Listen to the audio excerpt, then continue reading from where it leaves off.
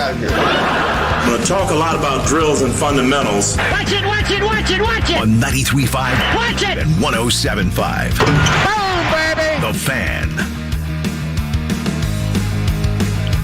Hoops, more hoops, trades, suspensions, big wins, and Vegemite. That's the itinerary for this morning on Kevin and Query. Jake Query along with Kevin Bowen, Mark Dykton here as well. Kevin, did you stay up for all of the games? Did you record and then watch some this morning? How did we play this out here? Yeah, I stayed up, and man, when both the games start on time, and I felt like for the most part, Indiana and Purdue were following like the similar kind of 4-minute segments. But Jake, after a while, I'm like, holy hell, ESPN's the varsity and Big Ten Network's the freshman game. Yeah.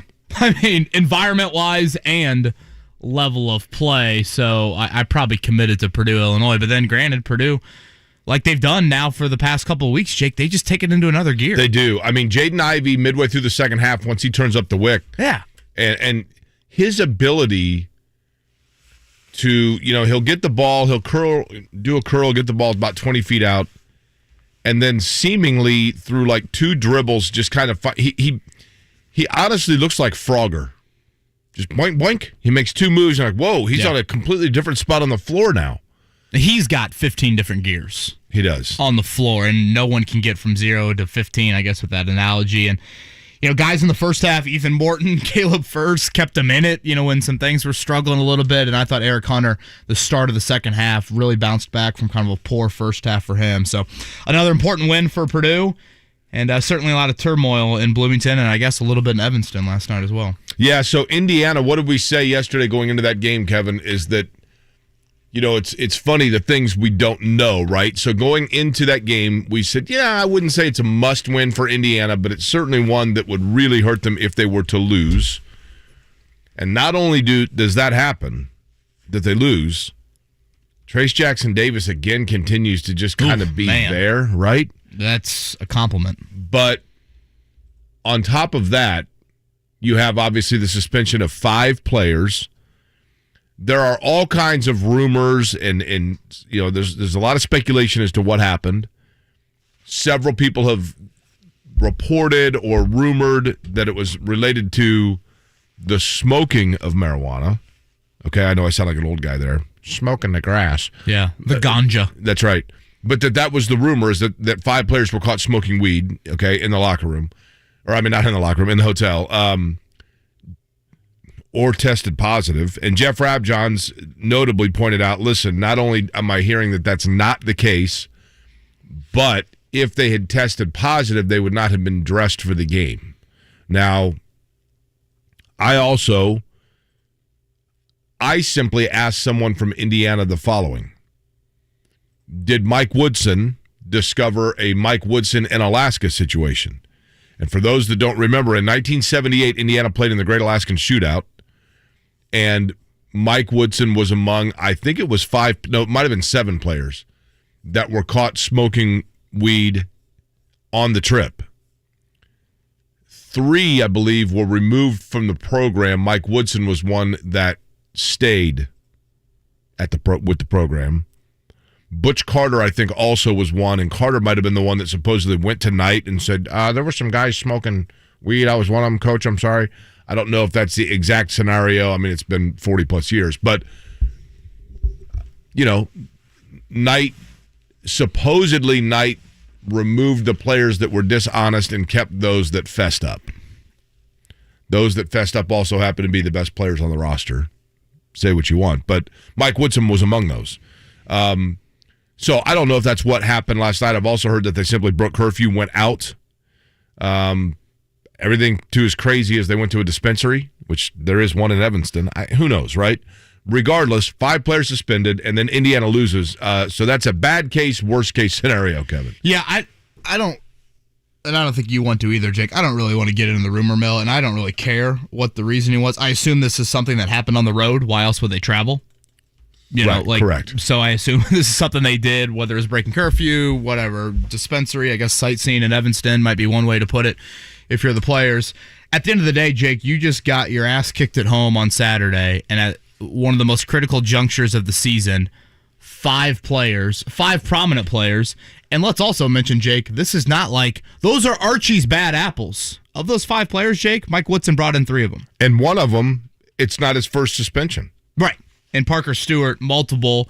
You have several seniors in that group, eligibility-wise as well. It's not like these are, a bunch of Tamar Bateses. Yes, Tamar Bates is one of them, but several senior eligibility-wise. And again, at such a critical juncture of the season, you're willing to risk whatever they risked here. And it just goes to show you where you're at as a program, that it extends deeper than just the product on the floor, which the product on the floor has had ups and downs this season as well. I just don't see this in college basketball very often. The big thing, Jake. Kevin, is this, and that is, and I realize it's just year one. I mean, I get it. But so many people that were fans of Indiana when Mike Woodson came in were like, see, flip the switch, culture changed. That's it. Bob Knight guy, culture, respect for Indiana, wearing the candy stripes. Okay, you got a long way to go. You're right back to square one, right? Long way to go. And again, it's the point of the season. I mean, that you just got handed at home by Illinois in your own building, second time in the last 3 home games, or maybe it was the second time last 2 home games where you've kind of got run out of the gym in the second half, and such an important road game. I mean, hell, who wants to go outside in Chicago this time of year anyways? If that's indeed what it is, just stay in your hotel room, and who knows, maybe they did, and that's where, whatever happened. And boy, Trey Galloway, great effort last night. And even last night, Jake, Kenya Hunter's getting teed up on the bench at an important point in the second half. It's just like, what are we doing here? Mike Woodson's got to turn to his assistant coach and calm him down. It's like, it's bad enough you got 5 guys, 3 of them, 3 or 4 really prominent players of those 5 that are suspended for last night. And then one of your lead assistants is also getting attacked during a huge stretch of Northwestern. I think rattled off 13 straight points and really seized control of that game. So that qualifies as a very bad loss. We'll see. Mike Woodson was not committing to, by the way, he's very staunch post-game and not having any regrets about handing out the 1-game suspension for now. Could be more. Because Mike Woodson would not commit to it possibly extending at Michigan State on Saturday. And as we talked about yesterday, 3 straight games against ranked opponents. Unless for some reason you are able to win a couple of those games, you're going to be sweating on the bubble for the final month of the season. And of course, we probably buried the lead. The big story that happened, I guess we're going chronologically backwards here, but the big story that happened yesterday, around 4 or 5 in the afternoon, Domas Sabonis, been a great player for the Pacers. Jeremy Lamb and Justin Holiday, 2 guys that I think admirably played their roles when asked and called upon. 3 very professional guys for the franchise. Moving on, now going out to Sacramento. Ty Halliburton, who is a really promising young player, I think. Buddy Hield and Tristan Thompson headed here. We'll see how much Tristan Thompson actually plays. That's like basically that was a Lamb for Thompson expiring contract swap, I think. But this shows to me 2 things, Kevin Bowen. Number 1, this is a rebuild, not a retool. And number 2, despite the sentiment and the assumption from people that this automatically means that you have Miles Turner staying here, I'm not certain that Miles Turner does not still get moved in the offseason. And Rick Carlisle... What about before Thursday? I think that's possible because Carlisle said, did you see his quote? And I'm paraphrasing, but he basically said, look, these guys have been great players, and I know there was a lot of talk about Miles and Domas, whether they could play together, but in the few times where they were both healthy, our best lineup was with both of them on the floor. Now Miles, we shall see. He goes, he's been a great player, and we'll see what happens moving forward. Yeah, I know there's a couple rumors out there about Miles even after this Domas trade, so we'll see how that plays out. Again, the trade deadline tomorrow at 3 o'clock. Jake, I love Sabonis. I love watching him play. I think there will be many times over the next few months, certainly, and even in years to come where you'll be like, man, the Pacers really, really miss him. But it comes back to how this roster was constructed. And you have gone from, Kevin Pritchard loves to use this word in describing kind of how to build teams. He loves to use the word assets. And you have gone from arguably your 2 best assets being, 2 7-foot big guys to all of a sudden being a 21-year-old guard in Halliburton. How about this? Halliburton's younger than Trace Jackson Davis, Jake. Yeah, he's a good player. I mean, there's no doubt. And he's really young, too. And he's under very nice financial control for the next 3.5 years. You now have him and Chris Duarte growing together. You're going to throw in a lottery pick in all likelihood coming up here in a few months as well. Kevin Pritchard helped put the Pacers in this position, but like he's done several times as team president, he has gotten you to a point now where you should be very intrigued, very happy, I think, if you're a Pacers fan.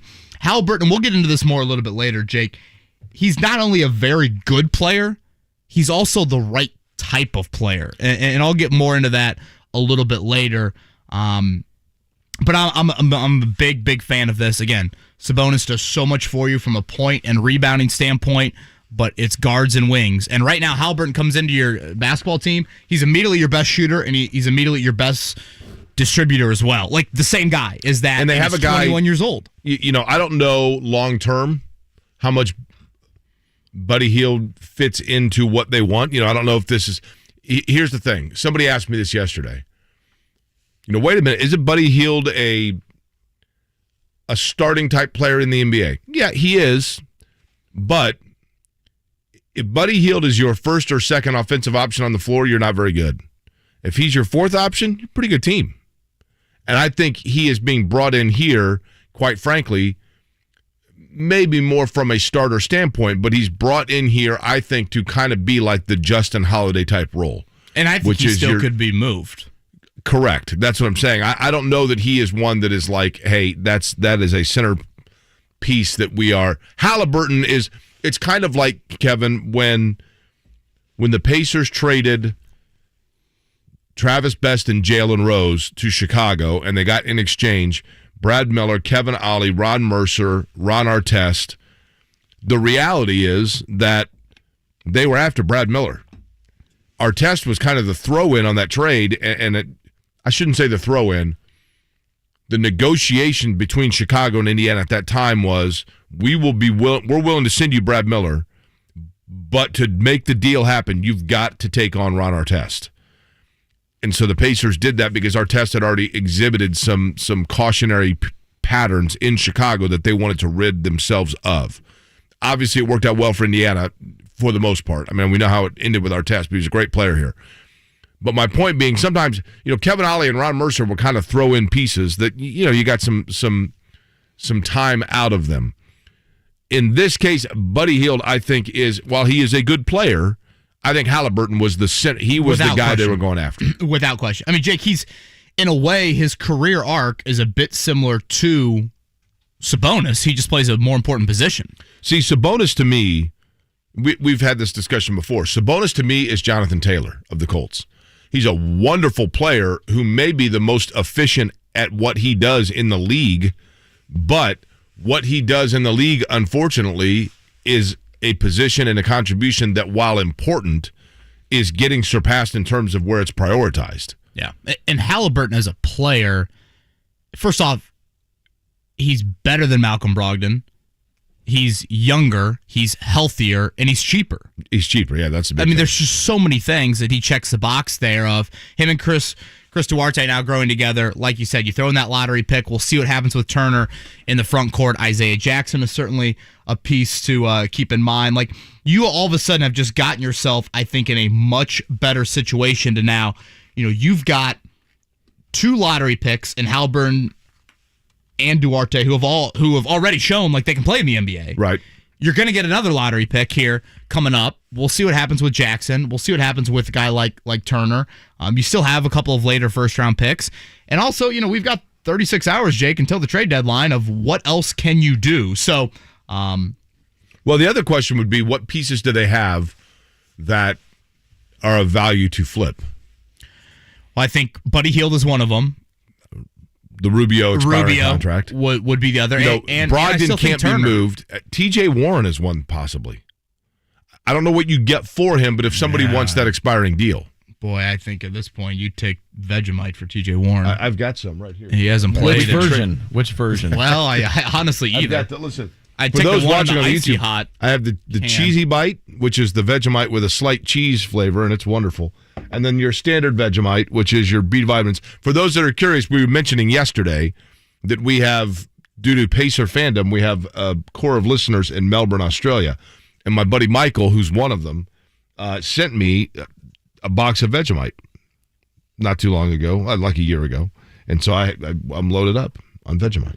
I used to have it every night, actually. Is that what IU fans need on a day like today to kind of cure their The problem emotions? for Indiana fans is that Vegemite is typically served from a guy who's 6'4" and full of muscle, according to Men at Work. And for Indiana, 6'4" and full of muscle is a frontline player, right? I mean, they've got Trace Jackson Davis. Hey, it was your point guard last night in Yeah, Galloway. I mean, Race Thompson played well for them, but Trace Jackson Davis, Kevin, I don't want to say he's regressing, but I mean, he's in a bit of a funk here, right? Yeah, the last 2 games he's been awful. To be honest with you, there,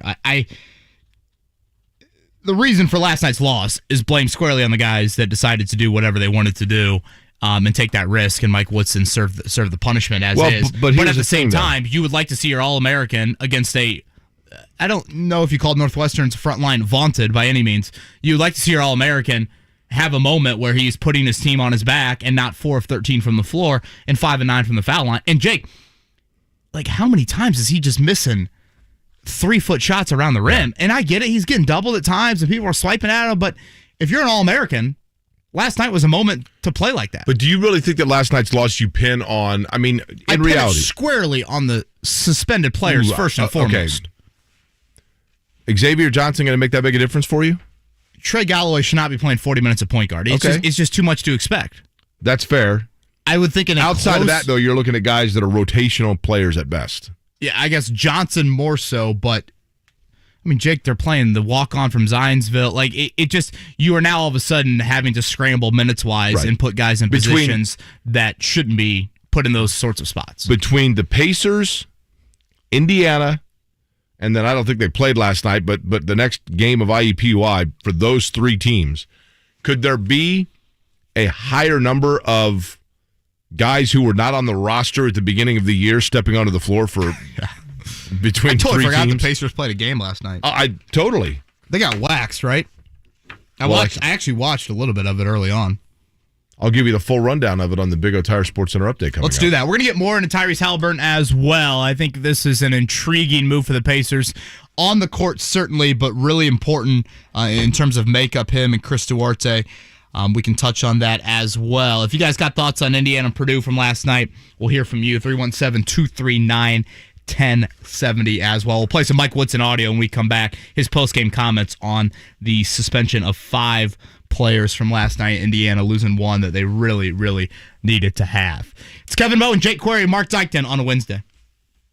Breaking news. The end of the Turbonis era. Sabonis gone. This is what it's like Lamb gone. to blow up a team. Holiday gone. But the jewel of this was Tyrese Halliburton. How could you get rid of Halliburton if you're a Kings fan? I saw that. If you're talking about it, All right, you're asking me for my opinion. Here it is. We're talking about it. Halliburton. Very good defender, very good three-point shooter. you're home for Indy Sports. 93.5 and 107.5. The Fan. Tired of being tracked online? DuckDuckGo can help. With one download, you can search and browse privately, avoiding trackers, all for free. DuckDuckGo. Privacy simplified. The Mower Shop in Fishers has all your residential and commercial mowers, outdoor power equipment, parts, products, and service also at themowershop.com and 317-849-9500. We're here with Tom Shane, your friend in the jewelry business.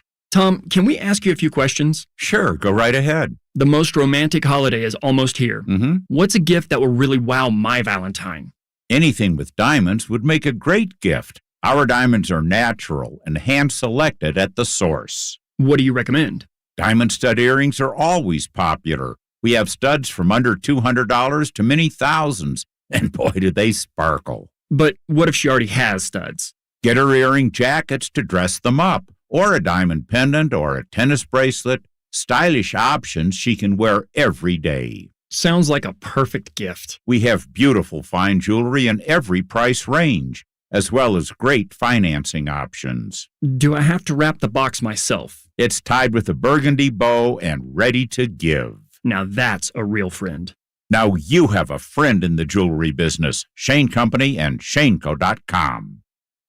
Jake Query here. Recently I returned to college to finish my degree, and I encourage you to join me. Whether you're like me and life simply got in the way, or you never went to college at all, Indiana offers financial assistance for those ready to move forward. If I can do it, I know you can too. If you're looking for a better job or doing it for your family, Indiana has grants to pay for over 150 certificates in high-wage industries. You're sure to find a tuition-free option that fits you. To apply, visit nextleveljobs.org today. Sponsored by the Indiana Commission for Higher Education. That's nextleveljobs.org. Hi, this is Ted Bishop, PGA General Manager at the Legends Golf Club in Franklin. This year we are celebrating our 30th anniversary of being in business, and I want to personally invite you to become a member at our course, which was selected as the 2021 Indiana Golf Course of the Year. We are offering a limited number of 2-year Monday through Friday memberships starting at $199 a year. Yep, you heard it right, only $199 a year, and you can upgrade to a 7-day membership for only $50 per year more. If you ride, you just pay for the golf cart, and if you walk, there's no additional charge. These memberships will expire on December 31 of 2023. Legends has 27 Fazio-designed championship holes. Our regular players will tell you that we are known for great playing conditions and a friendly staff. Join the Legends Golf Club today. Don't delay, because limited spots are available. Call 317-736-8186 or buy online at thelegendsgolfclub.com. And I'll see you on the first tee. We buy any car. We buy any car. We buy any car. Any. Trading in or selling your car, truck, or SUV? WeBuyAnyCar.com takes the hassle out of selling in just 3 easy steps. 1. Get your free online valuation. 2. Drive to your local car buying center. And 3. Walk out with your check in as little as 30 minutes. So don't wait. Get your free online valuation now at WeBuyAnyCar.com. Find out how much your car's worth at WeBuyAnyCar. The NFL season all comes down to this in Super Bowl 56 as the Rams take on the Bengals. To celebrate, FanDuel Sportsbook is hooking all customers up with a risk-free same-game parlay. Hey, it's Mark from Kevin and Query. New and existing customers can place any same-game parlay of 3 legs or more on the Super Bowl, and if you don't win, FanDuel will refund you. Whether it's the over in passing yards for Joe Burrow or Matthew Stafford, Odell Beckham as an anytime touchdown score, however you want to do it, you can make it your own. Offers like this are one of the many reasons I love betting on FanDuel, and it's one of the reasons they're America's #1 sportsbook. Plus, when you win, you get paid in as little as 2 hours. If you already have an account, just place your risk-free same-game parlay before the Super Bowl to qualify, and new customers join today with promo code MARK to enjoy 56-1 odds on either team to win the Super Bowl. You can turn a $5 bet into $280. That's promo code MARK, M-A-R-C. 21 and over and present in Indiana. Refund issued is now withdrawable site credit that expires in 7 days. Max refund $5 unless otherwise specified. Restrictions apply. See terms at sportsbook.fanduel.com. Gambling problem? Call 1-800-9-WITH-IT. A successful team knows how to play. So take your staff to Royal Pen for your company's team building event and share the fun. Royal Pen Leisure Centers offer the perfect combination of food and fun for your company's team building event. At Royal Pen, everyone's on the team when you're bowling. But Royal Pen is more than just bowling. We also offer a lot more activities, all focused on fun. It's always comfy in our non-smoking facilities, and bowling and all of our games are guaranteed to generate team spirit and lots of cheers. Call 465-8484 today and let Royal Pen plan your company's team building event. They'll take care of everything, so all your gang needs to do is relax, unwind, and have fun. Set them up, knock them down, send them flying, spinning round. For more information, call 465-8484 or look us up at royalpen.com. Royal Pen, bowling, bowling. Royal Pen. Yeah, that's right. I bet you didn't expect to see me here. Well, here I am. Let me tell you about a little something called respect. You ever heard of it? You know what? I think it's not... You're good at using your time in the shower to replay conversations and say what you should have said. We're good at your insurance. Find an Indiana Farm Bureau insurance agent online, over the phone, or in person, and stop knocking on wood. I think it's time for you to get out and you should just leave. The Sports Center update on 93.5 and 107.5 The Fan is presented by Big O Tires, the team you trust. Last night in the NBA, Kevin mentioned it, very easy, not only because of the full slate of college games and everything going on with their roster, to forget about the fact that the Pacers did play played in Atlanta last night. Kevin, you spent much time in Atlanta? Yeah, actually a decent amount. Did you go to the Coca-Cola World or Have not been there, no. Olympic Village or NFL owners meetings a few years ago. We just kind of ventured around the hotel. That's where the strip club with the famous wings is at, isn't it? Oh, yeah. Yeah. Which one's that again? I saw IU in the Sweet 16 there I guess that was a long time ago. Forget Vegemite. Let's get some of those wings over here. How do we get that delivered? What is that place called? I'm trying to remember. Lou Williams' stomping grounds? Is it breasts or wings or no? This is a company computer. I don't think Atlanta Strip Club Google search is going to Well, just Google the wings. Oh, well, I could have gone that route. I didn't. There were 8 players last night that actually got minutes for the Indiana Pacers in their 133-112 loss to the Atlanta Hawks. They probably should have gone just to the wing place and hung out. Torrey Craig had 7. Goga, 14 points. Chris Duarte led him with 25. Lance with 24. Kiefer Sykes had 10. O'Shea Brissett, 15. Dwayne Washington, 10. Oh, 8 players. Did I say 7? It's 8. Taylor with 7. So shorthanded for certain. Magic City. Magic City. That's what it is. That's where they have the good wings? Yeah. Yeah. Okay. 133-112, that was the final? That was the final last night. Cinnamon is hitting the stage in 8 minutes, it says. Cinnamon with an S. Okay. Nice. Guys, put your hands together for Cinnamon with Pour Some Sugar on Me, stage 3. Pacers won't play tonight. Sounds like Friday. Could it be Halliburton against Karis LeVert, Jake, inside a Gainbridge Would that be Fieldhouse? interesting? Kind of interesting. With the Cavs coming to Indy to take on the Pacers there on Friday. Just a few more games until the trade deadline coming up. But again, that is at 3 o'clock, or I should say All-Star break coming up. Trade deadline tomorrow at 3 o'clock. We'll get more into the Tyrese Halliburton trade here in just a sec. College basketball last night, as we talked about. Busy slate. Let's begin with Purdue. Very impressive, 84-68 over Illinois.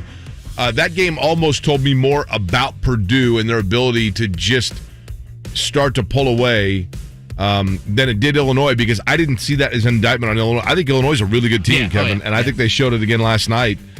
But once it came down to it, when Purdue had to turn up the wick in the second half, Jaden Ivey was able to do exactly that. You know, I thought the start of the second half, kind of a poor close to the first half there. Eric Hunter bounces back, big minutes right there out of halftime, and then Jaden Ivey just took over. And credit to Matt Painter, I think, and I think Painter's admitted this, he's kind of let Ivey do his thing at times, you know, and he's just such a talented player when he gets downhill. We talked about in the opening segment all the gears he has. He took over 22 of 26 in the second half as Purdue closed that one out. And Matt Painter afterwards on a very important win for the Big Ten. When you're 4-3, I told him in the locker room, you're not competing for a Big Ten championship. You know, now that you're 10-3, you are. And so you got to put yourself in position to do it.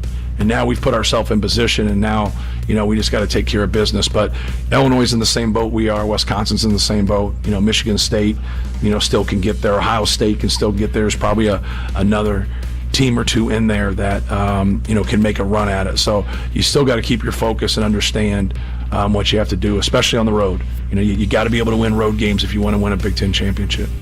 You know, you saw last night the 7 o'clock game, Jake, Wisconsin winning at Michigan State. So that just added to how important last night was for Purdue.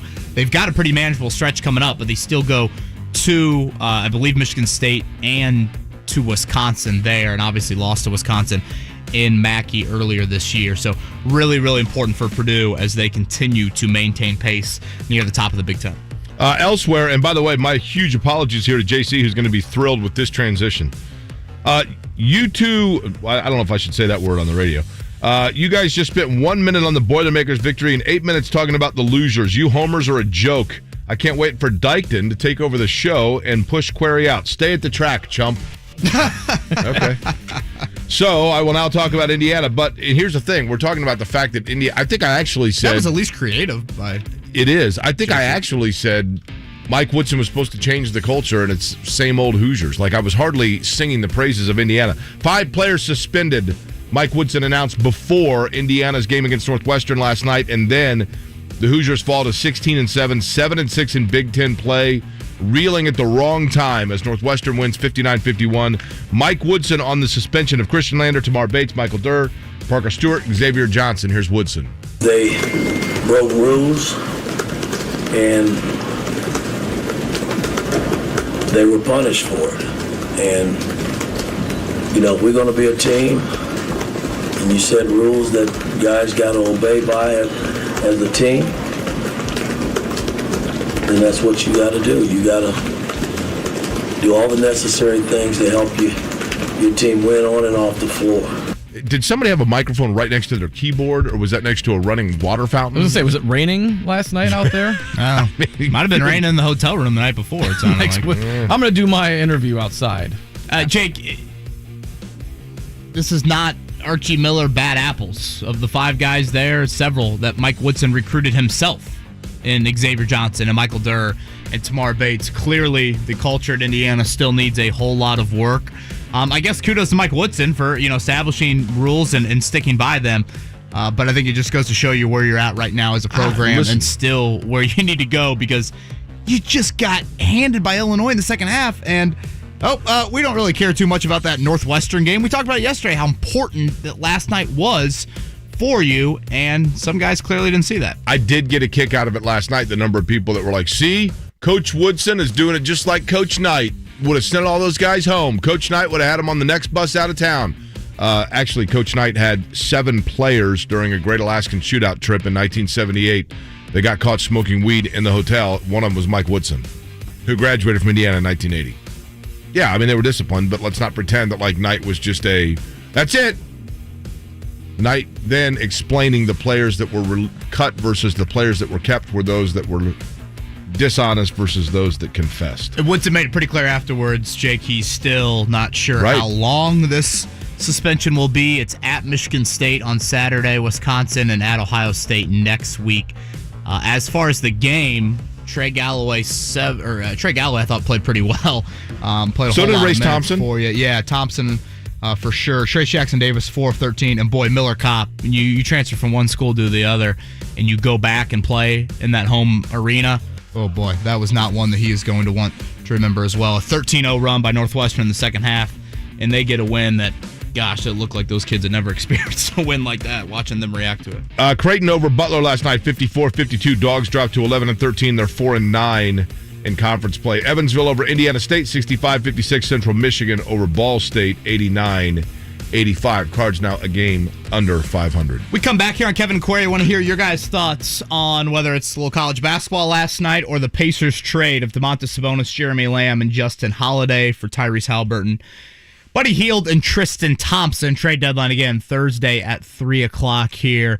I think Pacers fans should be very excited about this. We'll get into why, more of that here. We come back next, 93.5, 107.5, The Fan. Big Ten rivals collide as Ohio State takes on Michigan in college hoops. Saturday at 5:30 on 93.5 and 107.5 The Fan. Hey, Carrie, you know how we like to say that high school sports are the purest form of amateur sports? Pure spirit, pure sport. That's Indiana high school athletics. Well, I learned something the other day that further proves that. I'm interested. Tell me more, Chris. Well, we all know what amateur means, but do you know the root of its meaning? It means for the love of. Wow, you're right. That really does reinforce the idea that high school sports are the purest form of sport. Fans, I'm IHSA Assistant Commissioner Chris Kaufman. And I'm Assistant Commissioner Carrie Rosati. If you want to watch sports in their purest form, get a ticket and go support your high school sports teams. Everyone there, from the players and coaches to the fans and officials, they're there simply for the love of the game. Pure spirit. Pure sport. This is Pure Spirit. This is Pure Sport. This is your IHSAA. Hey, it's JMV. There's never been a better time to get your finances in order, lower your monthly expenses, or finally start that home improvement project. Through the end of February, my friends at Forum Credit Union have special rates on personal loans up to $50,000. It's easy to apply, so whether you're consolidating higher interest debt or just need extra cash to pay for home improvements, car repairs, or other unexpected expenses, Forum's personal loans can help you. Go to forumcu.com to learn more and apply today. Bet Rivers Sportsbook wants you to be in control of your football bets. That's why players love the same game parlays at Bet Rivers. Same game parlays let you mix and match player props and game bets, and gives a payout boost to the winning combinations you want to root for. Combine 2 bets or combine many. You pick your confidence level and then watch the game unfold. Bet on same-game parlays at BetRivers.com or download the BetRivers app. Must be 21 and located in Indiana. Gambling problem? Call 1-800-9-WITH-IT. 1-800-994-8448. At Uline, they know going the extra mile takes hard work. For companies pushing to go further, Uline will go the distance with you. 24/7, they answer the phone to get you the shipping and industrial supplies you need. Business can move fast. Unexpected large orders, adverse weather, new safety guidelines, and changing economic trends. Uline works hard keeping 38,000 items ready to ship, minimizing detours on your way to the extra mile. Visit uline.com. If you suffer from chronic joint pain, don't assume that steroid shots, pain pills, and surgery are your only options. You can now get real, lasting, life-changing relief from QC Kinetics. I'm Kevin Bowen, and QC Kinetics is the nation's leader in using biologic therapies to repair damaged tissues in your aching joints, and the success rate is staggering. People with knee and back pain, shoulder pain, hip pain, they're moving again, enjoying life again with help from QC Kinetics. This advanced, unique treatment protocol uses natural biologic agents, mostly from your own body. These powerful, highly concentrated growth factors are put directly into your affected joint. They go to work to soothe the inflammation and restore damaged tissue, a truly regenerative treatment. It's time you get a second opinion. You can call QC Kinetics now and wake up to life without pain. So call QC Kinetics for your free consultation. 463-235-7160. That's 463-235-7160. Finding the perfect romantic gift she'll love is easy at Diamonds Direct this Valentine's. With an expanded selection of designer jewelry and our best offer ever, 5 years, 0-interest financing. Your love is always our passion at Diamonds Direct, but especially on Valentine's Day. So we're holding nothing back. Pick any item, get our best value price, and spread your payments over 5 years with 0-interest financing. Everything's included. Diamond stud earrings, diamond eternity bands, layered necklaces, pendants, bangles, colored gemstones, and of course, the largest selection of diamonds and engagement rings in America. And this weekend, we're also showcasing all new collections from our top designers like Tacori, Verragio, Simon G, and others. No matter what you choose for the one you love, you'll get the best price and 5 years 0-interest financing. We're even open this Sunday with special pregame shopping hours 11 to 4. Get more details and even shop online at DiamondsDirect.com. Diamonds Direct. Your love, our passion. On approved credit. Big Red Liquor celebrating 50 years in business with big sales all year. Kicking off with the February Super Sale. 20% off 3 bottles of wine or spirits. Mix and match. Stock up big for Valentine's, the big game, and beyond. All month long. 20% off. Mix and match. Only at Big Red Liquors.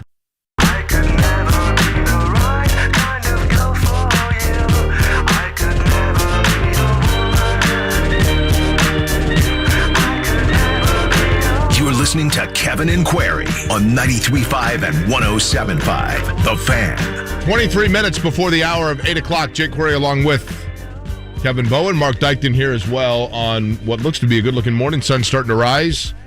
Temperature in the upper 30s. So you're going to have a little bit of the thaw out hopefully beginning and hopefully going on for a while.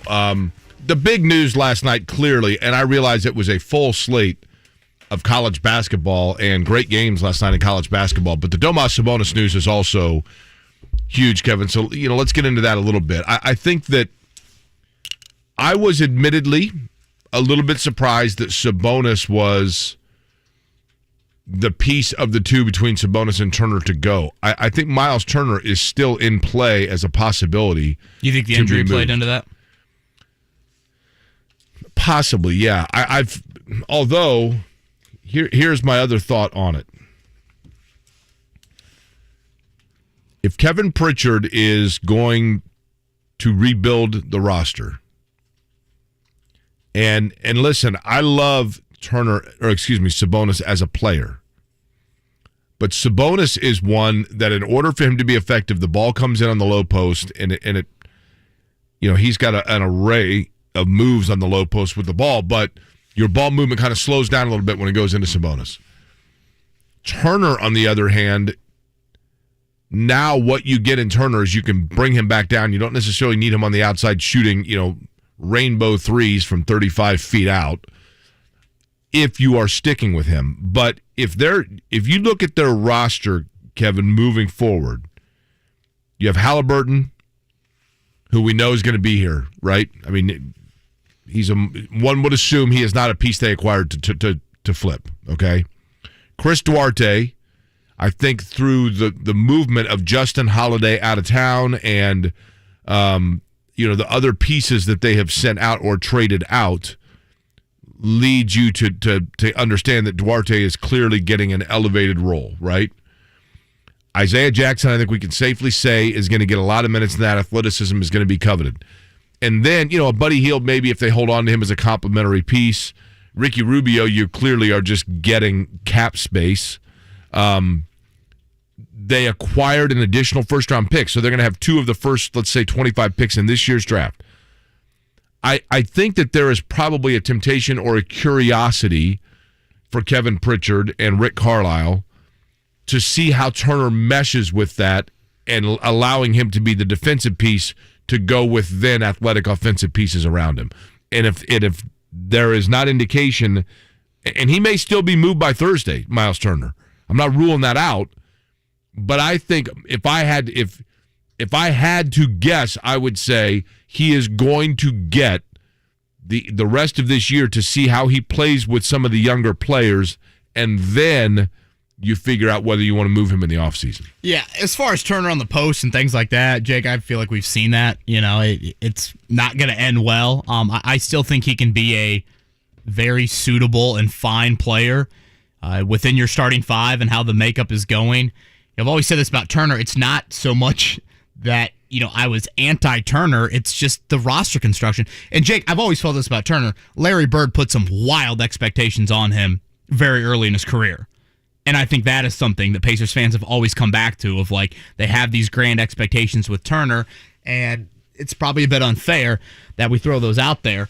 I think why Pacers fans in particular should be very excited about Halliburton and Duarte moving forward is outside of just how they are as players.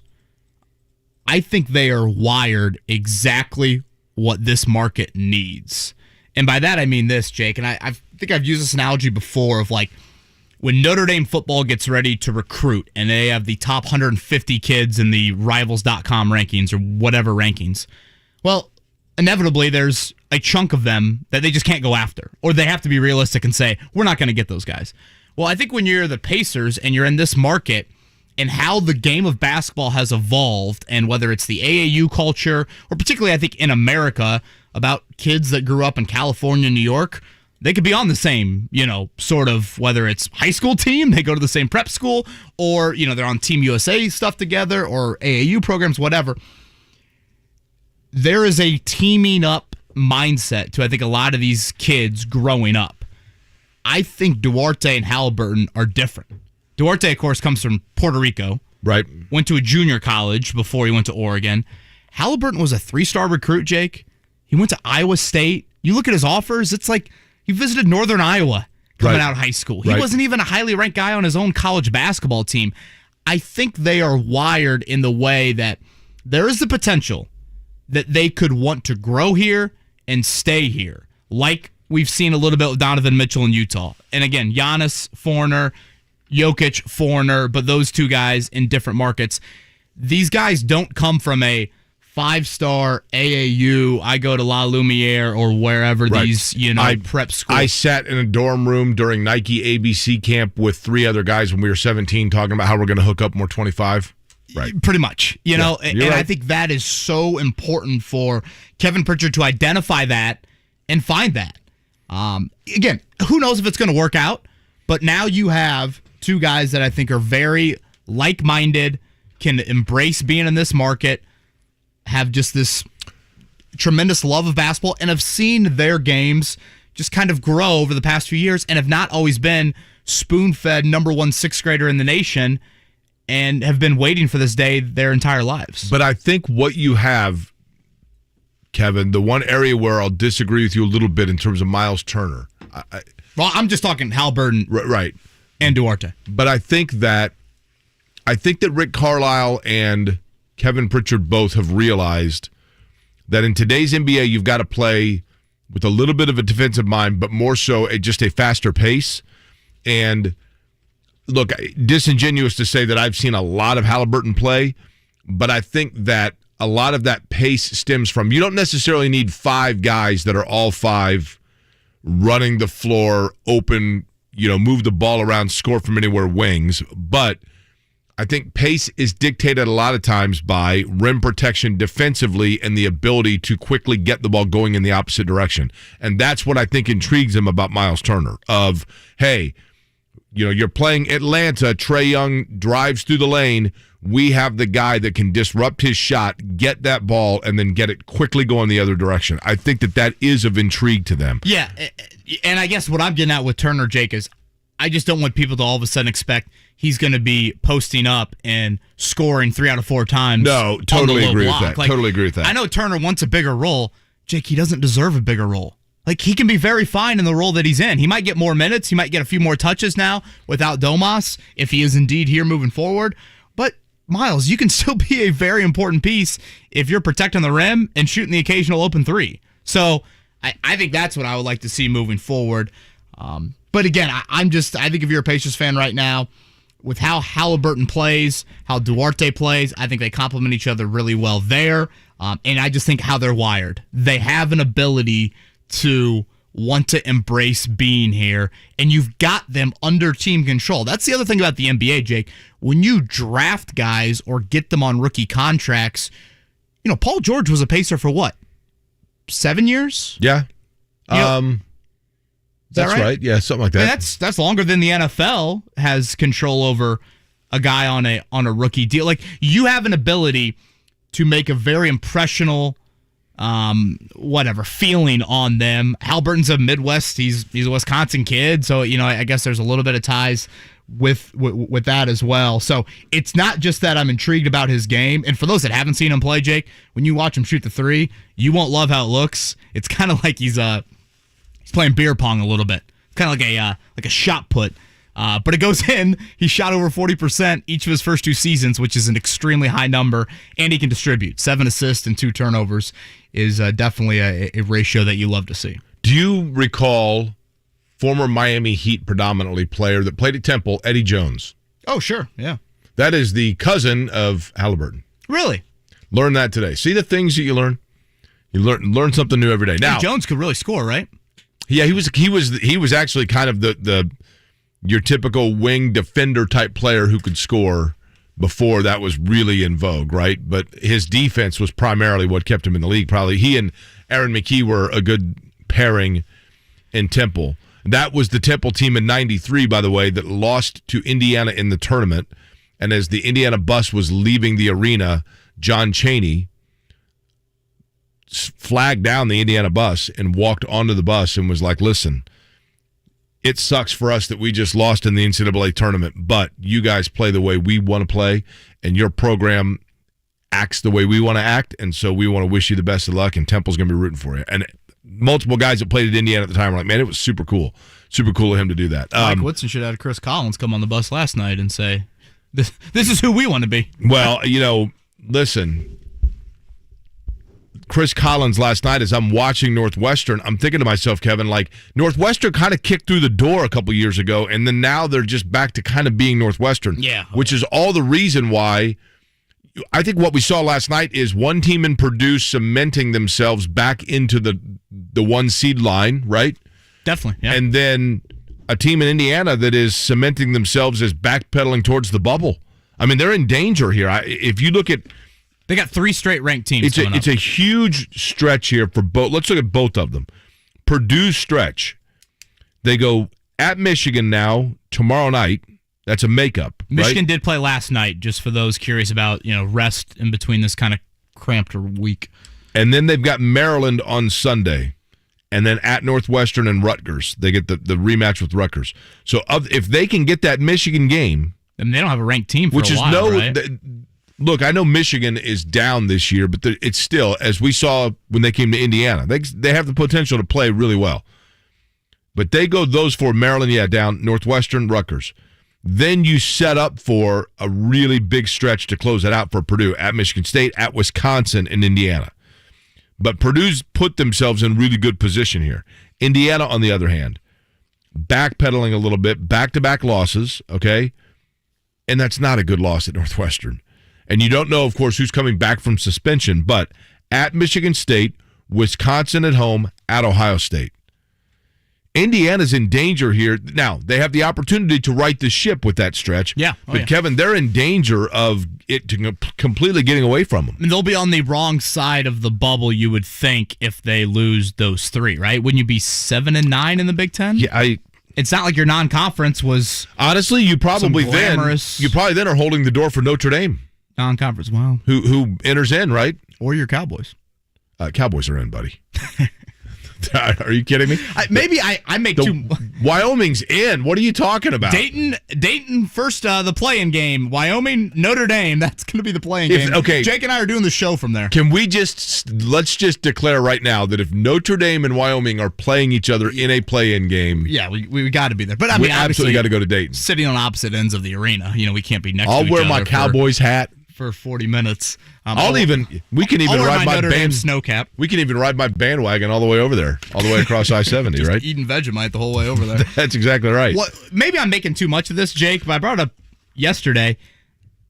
Obviously, you want to win the Big Ten just because it's quite an accomplishment and it's a great feat and whatnot. But I also think it's important to play your first two games in the NCAA tournament at Bankers Life Field or Gainbridge Fieldhouse, I guess it is, and then the United Center.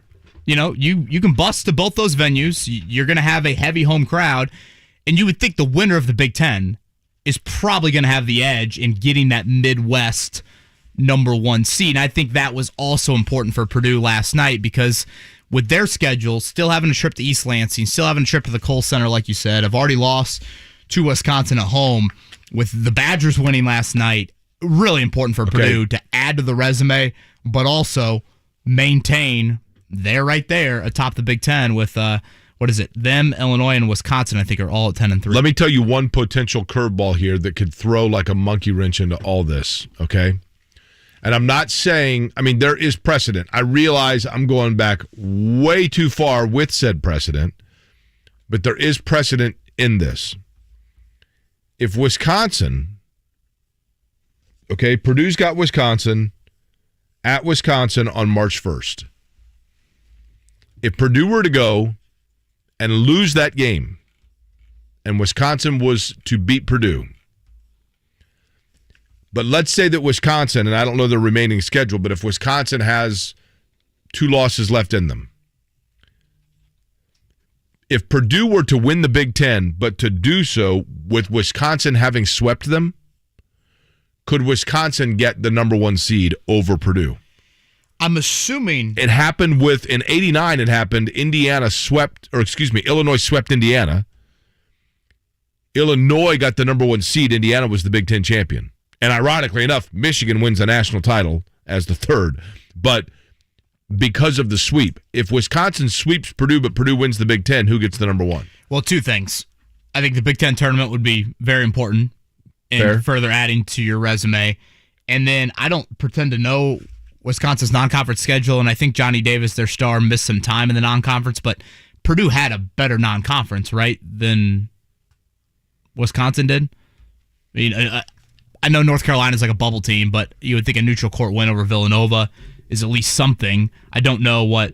Wisconsin's got a win over Houston, which is a good win. They beat Texas A&M, lost to Providence. And that Providence loss was at home, right? Yeah. So, I would think Purdue would have the better non-conference. But under that scenario, Jake, I think you'd have to go further than them in the Big Ten tournament or beat them in the Big Ten tournament as well. But nonetheless, very important for the Boilers last night. Again, Jaden Ivey, just a different gear. And Mackey was certainly rocking. And I actually watched the end of the Butler game. Did you see that? They almost had a chance to win the game there late. Yeah, lost by 2. Yeah. I did not see the end of it, but I know they lost by 2. Taylor missed a shot there to potentially win the game at Creighton. All right, we'll get more into this discussion. Again, curious your guys' thoughts on Indiana-Purdue last night. You guys excited for your breakfast here? Or Tyrese Halliburton. Oh, yeah. Are we doing that next? Yeah, why not? I'm going to cue up the Jackass music because I think that's what we're about to be doing here. Grab the buckets and throw up. You've got multiple brands, right? I have two kinds of Vegemite here. Yesterday we were talking about Australia, and I mentioned that Vegemite, it's the peanut butter it's the start to any Australian day. When they say good day, what they mean is good day for Vegemite. So I've got Vegemite here. I've got Vegemite Cheesy Bite, which is the deliciously different Vegemite experience with the same B vitamins and a little more cheese flavor. Now, where did you buy this? You can't. Let me tell you something, Kevin. This is hard to find around here. This was sent to me from Australia. So this is straight from down under. You guys are going to love it. I got Buddy Joe that said, so Wisconsin also beat Marquette and St. Mary's. Did you see that, Mark? On their non-conference? That's impressive. That's adding to it. So, now that I get the full rundown there, that is actually definitely a better non-conference than Purdue there. But still, a chance at the Kohl Center later this year, and what's going to happen in the Big Ten tournament will also play into that as well. All right, we'll be back to test our palates here on Kevin and Query, 93.5, 107.5, The Fan. The NBA trade deadline is tomorrow. The Pacers are on the clock. Pacers move before the trade deadline. That talk is getting hotter as the deadline approaches. LeVert in the trade for Cleveland's first-round pick. I can't imagine the Pacers selecting 3 players in this year's draft. Do they run it back? A lot of that depends on who the Pacers select in the draft. Or start a new era. When it happens, you'll hear about it here first. Your home for the Pacers. 93.5 and 107.5 The Fan. Armor Air is more than a heating and cooling company. They cover it all. Their service fee is only $29. ArmorAir.com. Day or night, they do what's right. It's CarX Tire and Auto, 14 Central Indiana locations, helping you keep winter road ready. To find that location nearest you, log on, CarX.com today. Are you ready to hit the road, take to the sky, or set sail this year, next year, or beyond? Then plan to attend the AAA Vacation Expo on Saturday, February 12th at the JW Marriott. Exclusive vacation deals, expert presentations, complimentary travel planning, and more. Best part, it's free. You don't even have to be a AAA member to attend. Don't miss your chance to find the best price on your new vacation Saturday, February 12th at the AAA Vacation Expo. For more details, visit AAA.com/expo. Switch to Spectrum Mobile and get unlimited data for only $29.99 per month each when you get 2 or more lines. You could save hundreds on your mobile bill. Plus, there are no added taxes, hidden fees, and no contracts. Try the Spectrum Mobile Savings Calculator today, and in 3 easy steps, you'll see how much you could save. Visit SpectrumMobile.com/save. Offer valid for new customers on 2 or more unlimited lines. Spectrum Internet required. Restrictions apply. Visit SpectrumMobile.com for details. Go for a huge score during the big game with BetMGM. Simply download the BetMGM app and place a $10 moneyline wager on pro football's final game. If either team scores a touchdown, you'll win $200 in free bets, regardless of your wager's outcome. Just use code SB200 when you make your first bet. You'll also earn BetMGM rewards points that you can redeem for room nights and dining at MGM resorts nationwide. And you download the BetMGM app and use that code SB200 to win $200 if either team scores a TD in the big game. Only at BetMGM. Visit BetMGM.com for terms and conditions. 21 years of age or older to wager. Indiana only. New customer offer. All promotions are subject to qualification and eligibility requirements.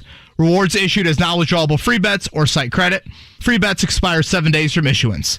If you or someone you know has a gambling problem and wants help, call 1-800-9-WITH-IT. It's a Payless Liquors Valentine's and Football Weekend. Oliver Sweet Red, White, and Rosé is just $6.99 a bottle. Fireball Hearts are only $8.99, and there's 10 shots in each. Côte de Rose's wine is $17.99, and it's a beautiful presentation. Four Roses Yellow Label is $19.99 for the 750. And Payless always has great beer specials. Bud Light and Coors Light 16-ounce 12-packs are $11.99, plus Founders All Day IPA is $14.99 a 15-pack at all 26 family-owned Payless Liquor locations. Online at PaylessLiquors.com. Don't pay more, get more, pay less at Payless Liquors. I'm Ed, Shane Company's lead diamond buyer. One thing I'd love our customers to know is that no fewer than 5 sets of expert eyes examine your diamond. No other jeweler does this, and this is how we can offer you the most beautiful diamonds. We're always traveling to the diamond capitals of the world, where our long-standing relationships allow us to look at the diamonds as they're coming off the stonecutter's wheel. We get first pick of the prettiest diamonds in every grade. We negotiate the best price and pay in cash to get you the best value. All of our diamonds are conflict-free and natural. Unlike lab-grown diamonds, natural diamonds have consistently maintained or increased in value over time. There's so many reasons to feel confident about choosing a Shane Company diamond. No other jeweler works as hard or cares as much as we do. With the largest selection of diamonds in every price range, you'll easily find a stunning diamond that speaks to you. Now you have a friend in the jewelry business. Shane Company and ShaneCo.com. March Madness, where allegiances mean everything and fandom reigns supreme. Where Cinderella teams dance with bracketbusters and perennial powerhouses. Your fire fuels their flight. Go beyond your limits and enter the NCAA universe. The road to the Final Four goes through Indianapolis, March 17th and 19th at Gainbridge Fieldhouse. Get your seats today at ncaa.com/MVB tickets. Jake Query here. Recently I returned to college to finish my degree, and I encourage you to join me. Whether you're like me and life simply got in the way, or you never went to college at all, Indiana offers financial assistance for those ready to move forward. If I can do it, I know you can too. If you're looking for a better job or doing it for your family, Indiana has grants to pay for over 150 certificates in high-wage industries. You're sure to find a tuition-free option that fits you. To apply, visit nextleveljobs.org today. Sponsored by the Indiana Commission for Higher Education. That's nextleveljobs.org. 93.5 and 107.5, The Fan. WIBC HD2 W298BB, WIBC HD3 W228CX, Indianapolis. The Pacers are back home to face the Cleveland Cavaliers. Friday evening at 6:30 on 93.5 and 107.5 The Fan. I said, do you speak my language? He just smiled and gave me a Vegemite sandwich. And he said, I come from a land down under. You're listening to Kevin and Query on 93.5 and 107.5 The Fan. See, if you're doing morning radio, this is an absolute necessity towards getting the day going the right way. I mean, we got plenty to talk about. We've got college basketball, Pacers making a big trade. Haven't even really talked football yet today, but we will do that coming up in about an hour, as a matter of fact, talking about the Bengals. But now that I thought about it, this all started when we played Midnight Oil the other day. And I was telling you guys that I have kind of a fascination with Australia. I was supposed to go to Australia in March of 2020, had everything booked, and then COVID happened, of course, literally like 4 days before I was leaving. Damn that Rudy Gobert. So my buddy Michael, though, I met Michael and Marcus, who live in Melbourne, at a Pacer game a couple of years ago. They are huge Pacers fans that live in Melbourne, Australia, and because of the internet and being able to watch the Pacers, that was the team that they picked as kind of their father-son bond. They watch literally every single Pacer game. They live and die Pacers. So they flew to Indianapolis from Australia just to come to a week's worth of Pacer games. They were sitting behind me. I noticed their accent. Said, hey, I'll take you around. Took them to the Speedway, took them to Bub's Burgers up in Carmel. I mean, we did like 3 straight days together. Wonderful guys. So Michael, as a thank you, sent me Vegemite. So I have Vegemite for you guys. Now I've got the Cheesy Bite Vegemite, and I've got regular Vegemite. This is, like I said, just household stuff in Australia. So you just whip this up in the kitchen? I'm being told the Vegemite cheese is cheating. We must go the original for full effect. Okay, so do you want the original then, Mark? I'll go full. I'll do both of them. But let's go original first. Okay, well, I've only got 2 pieces of toast here, so I will do half and half. Give a proper. Mark and I can just share our toast. We're gonna Lady in the Tramp it. Right. Okay. I thought you said you didn't cook. You were whipping something up in the kitchen. I don't mess around when it comes to this stuff, buddy. Let me tell you. Now, hold on. Let me get Mark his proper allotment here. So the Cheesy Bite, do you want half and half, Mark? Sure. Do you eat this on a routine basis? I do, actually. It comes in it looks like it comes in an icy hot tube. Yeah, it's a small tube. It's just it's like a jelly kind of. Now I would recommend, but it's peanut butter-ish. Yeah, I wouldn't go that far. I wouldn't recommend necessarily sniffing it ahead of time. Oh, okay. Just so you know. Now, the Cheesy Bite has a little more of a cheese. So, Mark, do you want the Cheesy Bite also? Sure, yeah. I'll do a little mix.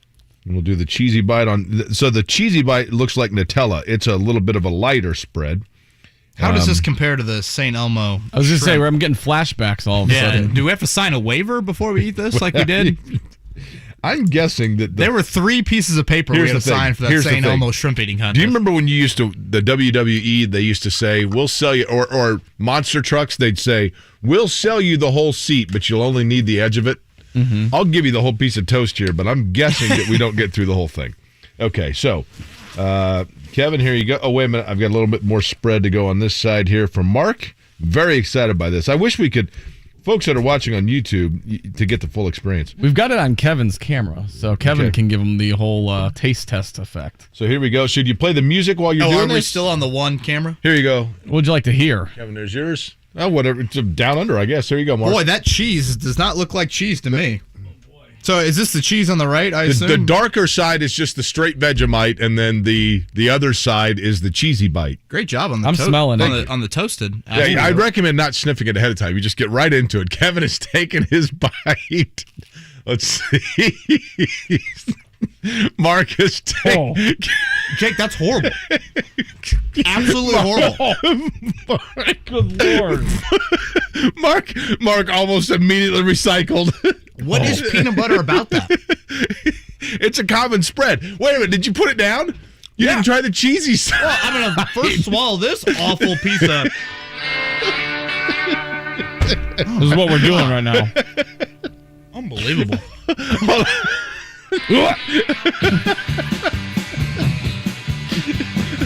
Jake, that was terrible.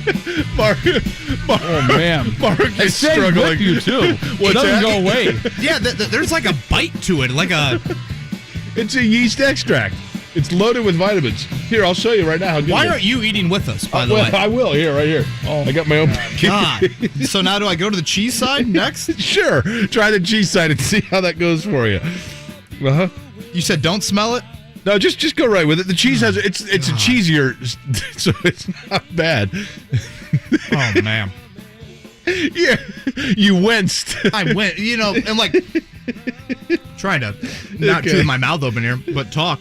Man. I could taste the cheese, and that got me a little bit excited. But then I thought immediately back to the Vegemite, and that made me. Mark, have you tried up. the cheese side? Yeah, this has changed my whole aspect, like my whole thought process of Australia. Now that I think about it, instead of suspending the 5 players for last night, Mike Woodson should just locked them in a hotel room and said, "Here's Vegemite, and you're only eating this for 24 hours." That's horrible. You got a whole tube of that, huh? I like it, man. Different strokes for different folks, I guess. I'm gonna look like some of Rosie's diapers have looked the last few days when I get done with this. What are you doing? Oh man! Don't even give me that visual right now. Oh, that's terrible. Mark was struggling there. What am I missing? Like, why is my gag reflex kicked in real quick? I mean, I've got 77% of my toast that I will not touch. It's a little salty, I would say, is the best way to describe it. You thought the saltwater pool was salty. Yeah, literally. Did you get flashbacks of playing chicken with Tony Katz? Man, sharks in the nose, man. Pacers are sending Domas Sabonis not down under, but to Sacramento, which is essentially actually the down under of the NBA. So it's like Patty Mills had this before every NBA game. Is this like his go-to? How'd you know that he's Australian? Joe Ingles? See him in the Olympics all the time. Now, Kevin, you're fascinated by it, aren't you? I am fascinated by the color. Right. Of it. The whole peanut butter. Why did anyone ever compare it to peanut butter? Well, because they put it on everything. It's just what I'm saying is it's analogous in terms of the amount of use it gets. The cheese Vegemite looks like brown paint. Okay. And Did you finish your whole piece? Hell no.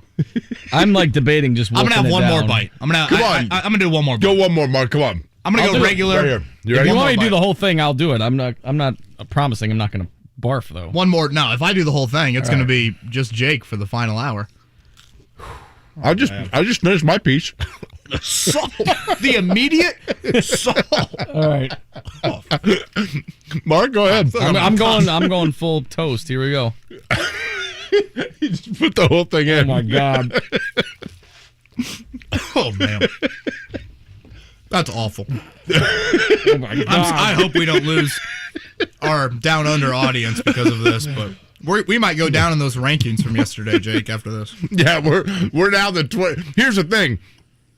We're the 21st mid-market morning show. Unbelievable. We're top 5 in the South Pacific. I couldn't do it. Oh, God. Jake, that's awful. Well, I'm just telling you. My stomach's going to be all over the place the rest of the day. God. It's wonderful. That like yeast morning extract. radio shows are supposed to be like donuts and, Oh, we got Jack's Donuts. We'll get Jack's Donuts are wonderful. I need something to, God. Oh, my throat. So Domas Sabonis is on his way to Sacramento. Kevin, your reaction when you heard about this trade? I was surprised. And I do feel like Mark's going to the bathroom. Mark has left the studio. Mark's had enough. Okay. Hope those pipes are ready for Mark. Jake, I am going to miss watching him play. And I know you go to a lot more Pacer games than I do. But Sabonis, and I guess you could throw Justin Holiday, but let's focus on Domas here for a second. For a team that we've, at times, I think, questioned effort, for teams, at times we've questioned, how bought in and how much they get along with each other. Sabonis brings it every night. And in today's NBA, you don't say that about everybody. And I do think, outside of just points and rebounds, Jake, like the offense runs through him a whole lot. He facilitates well. He's a great screener. He will be missed. I understand why the move was made. You had to move one of the bigs, but I am going to miss watching him play. Yeah, I think Sabonis is obviously a tremendous talent. I mean, there is no question about that. He's so skilled. Very. And he has been everything. Actually, to be honest with you, Karis LeVert, Domas Sabonis, Justin Holiday, Jeremy Lamb.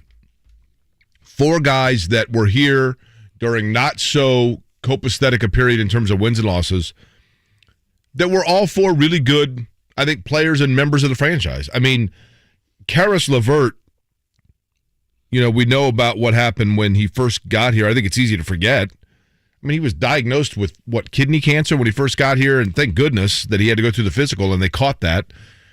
And is a very good offensive player. I just don't know that he fully fit in offensively with everyone around him. That's not a knock on he or anybody else. It's just, I think it seemed was like him and Carlisle a mess had of some games. issues too. Yeah, but clearly his teammates liked him more so than I even realized because of the comments they had about him on his way out. Justin Holiday and Jeremy Lamb, 2 guys that really didn't know from one night to the next how many minutes they were going to get or how often their number was going to be called, but when it was, they were professional about it. Justin Holiday defines professional. Totally. I mean, Justin Holiday this year, Kevin, they asked him to do a lot, quite frankly, and I thought he did it well. He's a good shooter. Now, not a great defender. Probably same could be said for Jeremy Lamb. But at any rate, the guys they have coming back, I mean, or coming in with this, Ricky Rubio, that's an expiring deal.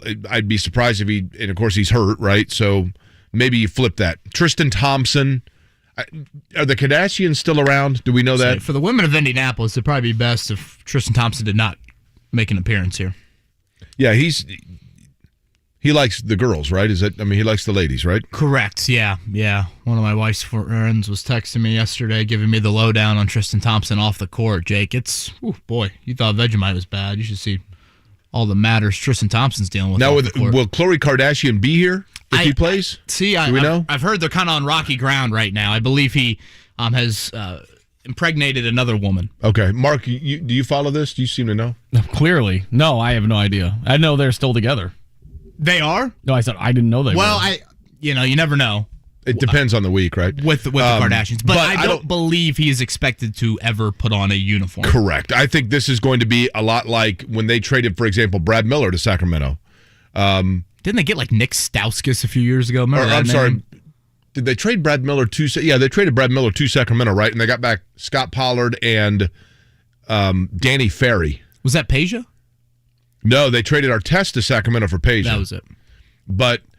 I remember they got Danny Ferry back, and he never played. Matter of fact, I think Danny Ferry was still getting paid by the Pacers for like a year, but he never played here. I would imagine that's what happens with Tristan Thompson. Clearly, the centerpiece of this trade is Halliburton, who is a promising young, kind of a combo guard. Yeah. For the Pacers. But can definitely play on the ball. And it would also make it seem as though Malcolm Brogdon now becomes expendable once he is trade eligible as well. Carlisle said after the game last night, Jake, that this enhances Brogdon. Is that just coach talk, or do you think there is a belief? Because like you said, you can't move him right now. You extended him contractually. He's under team control for a while. So you don't see a Halliburton, Duarte, Malcolm Brogdon backcourt to start next season? Possible. I think everything's on the table, to be honest with you. I think what the Pacers are doing. Granted, he probably needs a new Achilles with how much time he's missed. Yeah, I mean, but if you're Kevin Pritchard, and I do think that Rick Carlisle has a lot to say here. So I think Pritchard is ultimately the final decision maker, but I think that Carlisle is absolutely giving his input and preference. Mm-hmm. But I think that if the way Indiana right now, what they're looking towards is, okay, Halliburton, Duarte, by moving LeVert, Duarte clearly elevates within what they want from him. So, Duarte, Halliburton, and then you're going to have a top 5, probably, maybe top 7 pick this year. So let's say that player, so player to be named later, Isaiah Jackson, and then even a late first-round pick that may pan out for you this year as well. And the early second. And you can package those and move up, all that. So those pieces, I think, are your core ingredient now moving forward. Whether or not they decide that for the combination of veteran leadership and as complements, they hold on to Brogdon and Turner to go with that core moving forward that also gives them some cap flexibility because they both are on fairly generous contracts, then that perhaps is the vision right there. But I think that if they can flip a Brogdon in particular or a Turner, which I think would be in the offseason, for more cap space and or younger picks, they may do so. Turner, I think that they are intrigued by what the remainder of this year he can do with this unit. However, if something comes along and a team ready to make a run needs a shot blocking protector and makes them a good offer for Miles Turner between now and Thursday afternoon, I could see him being moved. But I would anticipate that they are curious to see what Turner can do for the rest of the year with this group.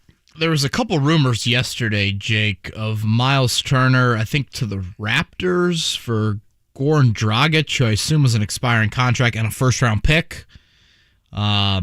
Jeremy Grant for Miles Turner was rejected by Indiana, and that Milwaukee has interest in bringing Miles Turner to play the Brook Lopez role. I think Lopez has been really injured this season. So we'll see how desperate a team gets, 3 o'clock. And remember, there is a stress reaction for Miles Turner. And I think that, of course, is going to scare or have some teams hesitant as well. I don't love at all how Turner's kind of handled this situation, but I understand the Pacers sitting here and saying, all right, if he is the one guy, he does protect the rim at a really high level. And I don't think Halliburton is known as a extraordinary perimeter defender by any means. So it's not like you're overwhelmingly better on the defensive end of the floor. So we've seen how this team has played defensively with Turner out of the lineup there. So I'll be curious to see how that plays out. But I do want to, I've been, I think Kevin Pritchard has had some definite misses that have really stunted this franchise and has held on to this group for too long. But he's gotten opportunities to fix it. And I do want to credit him. And like you said, Jake, Rick Carlisle, I think, has a lot to say in this. And for Herb Simon giving the sign-off as well, you are doing something new. You have admitted that you're wrong. You're doing something new. We'll see if it works out. I think there's reason to have intrigue about it for the players and for how they're wired. And now you see what this new chapter is going to bring to the Indiana Pacers. And I think there's a level of it's about time. And the fact that they've committed to the big-time rebuild. This isn't just a tweak. You're right. Or two. It's not a retool. This could be just the first couple dominoes, probably the biggest domino, Sabonis, Halliburton, all of that. But like you said, Jake, you could still move several more pieces here. So kudos to the Pacers for realizing this and doing something that we just have never seen the franchise really do. We haven't talked about Buddy Hield, but he's in the mix as well. I don't know, to your point, that's a piece that may be flipped. Or maybe they hold on to him and say, hey, but I'll go back to what I said yesterday. JMV and I talked about this yesterday. If Buddy Hield is your 2 to 3 option offensively, you're probably like a sub-500 team. If Buddy Hield is like your 4 or 5 option or your Justin Holiday type player, your designated three-point guy that you move through and get him some shots set up that way to get you some points, I think you're pretty good. The thing with Buddy Hield is he needs a lot of volume. Correct. I mean, that's the challenge, He's right? got to shoot like 11 threes in a game to make an impact, and where does he get that? But we'll see how things play out. Again, the trade deadline coming up tomorrow at 3 o'clock. We'll have Tony East. Does a great job covering the Pacers. Mark, I've got extra Vegemite on the hand it over. I'm hooked now. I can still feel the salt in my throat. Which one of you guys wants to lick the knife? Wait, how clean is that knife? It's just Vegemite. Oh. Here. Jake. Oh, yeah, pass it this way. Yeah, right, exactly. Yeah, like, Mark's going to hop out of his chair. When your mom used to make cake batter, didn't you ever lick the blade? Right. Go ahead, Mark. Yeah. God almighty. I mean, I really didn't expect it to be as bad as it was. I think it's wonderful. It was awful. No, here's the thing. It's made from leftover beer yeast with added spices. Yeah, trust me on the spice part. Definitely tastes like beer coming up the wrong way. Before we get to the Big O Tire Sports Center update, let me read you the description of Vegemite from Siri, and you tell me how much it jives with what your experience was. I can't wait for this. A thick, dark brown. Yes. Just stop there. Australian food spread made from leftover brewer's yeast extract with various vegetable and spice additives. I got no vegetables in there. You ever gargled salt water, Jake? Yeah. When I had that sore throat like 2 weeks ago. I mean, I felt like I was gargling salt water with glue as well. I tried to take a sip of my coffee to chase it with, and that was a bad combo. I have finished. I have one of these 30-ounce things I put water in. I finished it all in one break. Okay. It's time for a Big O Tire Sports Center update. Thankfully. The Sports Center update on 93.5 and 107.5 The Fan is presented by Big O Tires, the team you trust. College basketball last night. We knew it was going to be the game of the night, and it was certainly that. Purdue over Illinois, 84-68. Jaden Ivey was sensational when Purdue most needed him to be. He had 26. Zach Edey had 13. Trevion Williams with 10. Illinois had a 4-game win streak coming in. And, Kevin, let's be honest, early into the second half, it looked like the Illini had that same blueprint recipe to get themselves a road win, and then Purdue turned up the wick. We talked about it yesterday, Jake. They have built pieces around Kofi Cockburn. They can shoot it. And they hit some tough shots in that first half. Purdue missed some golden looks early on. I thought Ethan Morton and Caleb Furst gave them huge minutes. And that's what we talk about in college basketball. I mean, Purdue has 10 guys that, Morton and Furst are what? 7th and 8th on the, scouting report. And they were important for them in the first half. And then Eric Hunter started the second half, bouncing back after a poor first half. And Jaden Ivey looked like, I'm starting to think, Jake, you don't hear more than a name or two announced. If that, before Jaden Ivey hears his name in the NBA draft. Yesterday, I was thinking to myself, man, if the Pacers can work their way into the 5th pick, Jaden Ivey could be there. I don't think he's going to be there, right? I really don't think he's going to be. I was thinking about this with Jaden Ivey's game from a pro standpoint. Ja Morant or Victor Oladipo?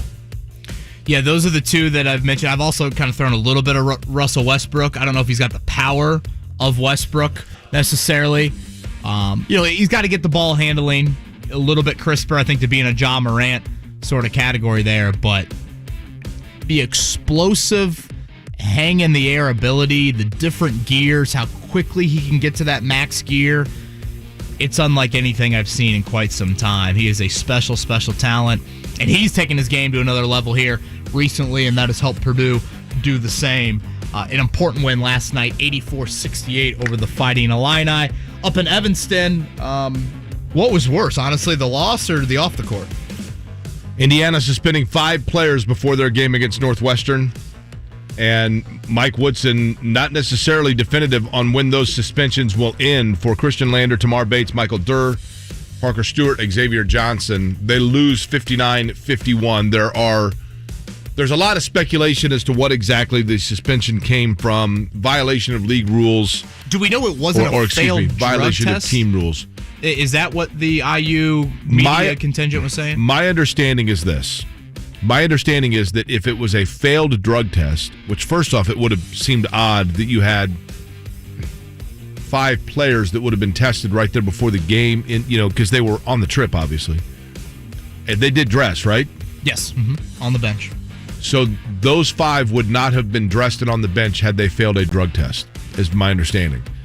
Now, that's not to say that it may not have been related to, like, weed, but in terms of the actual, like, smoking it or failing a test, I don't think that's correct. Jeff Rabjohns had reported yesterday that it was not related to weed. I actually was told, similar to that was not what it was related to in terms of consumption. I'll simply say that.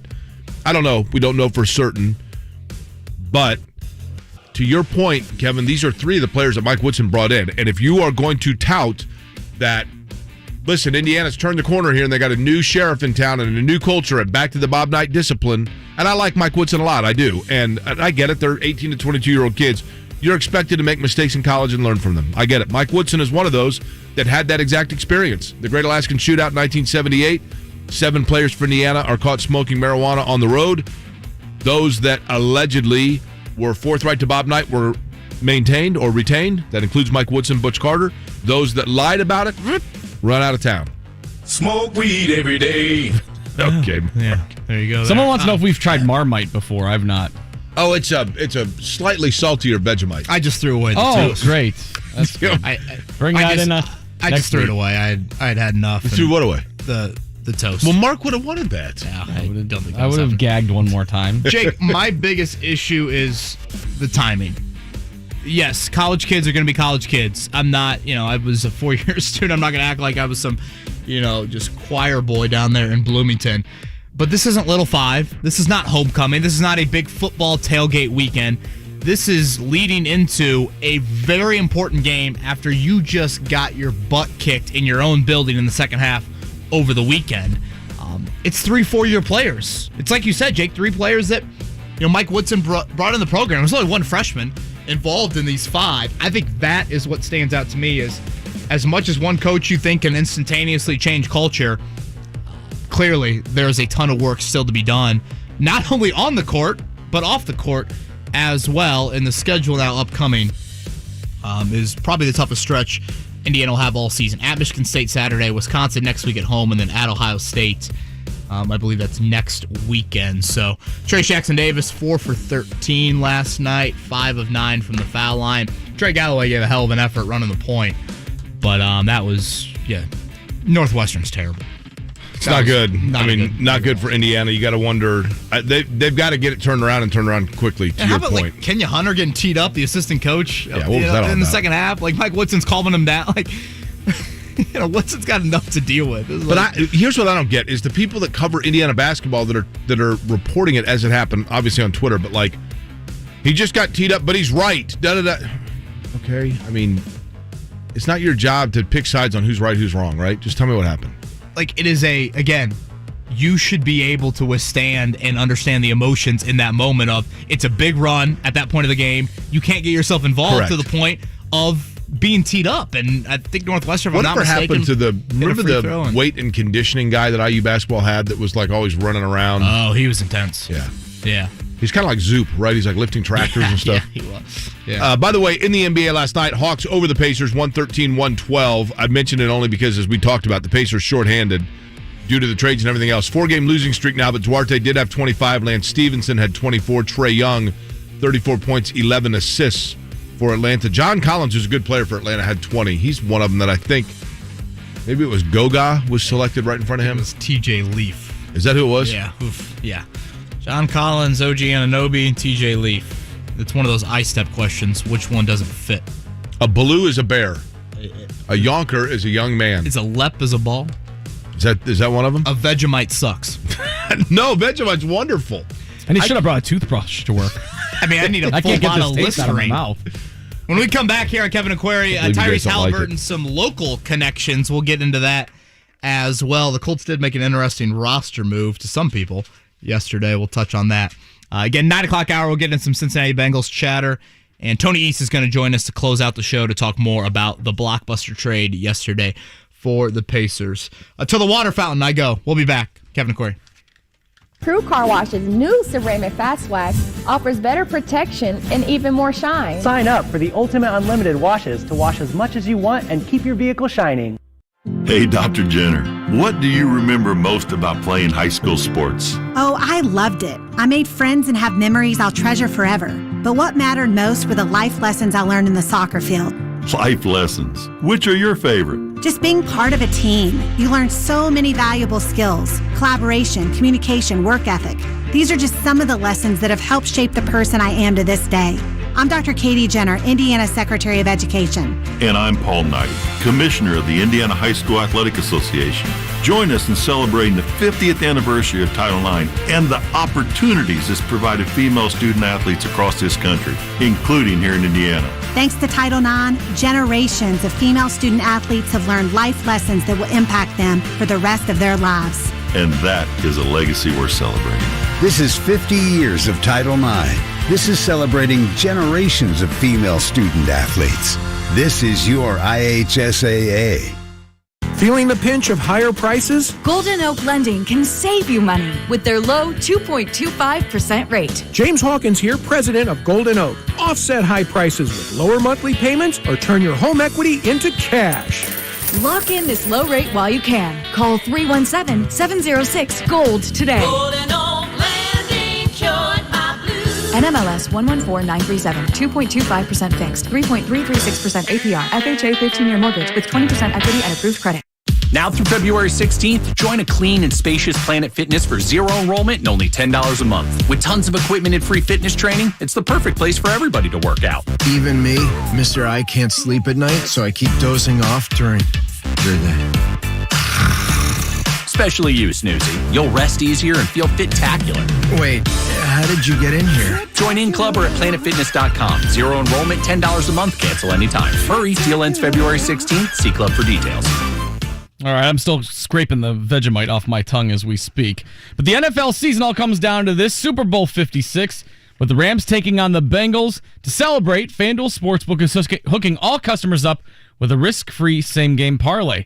If you couldn't tell by now, it's Mark from Kevin and Query. New and existing customers can place any same-game parlay of 3 legs or more on the Super Bowl, and if you don't win, FanDuel will refund you. Same-game parlays combine multiple bets from the same game into one wager for bigger payouts.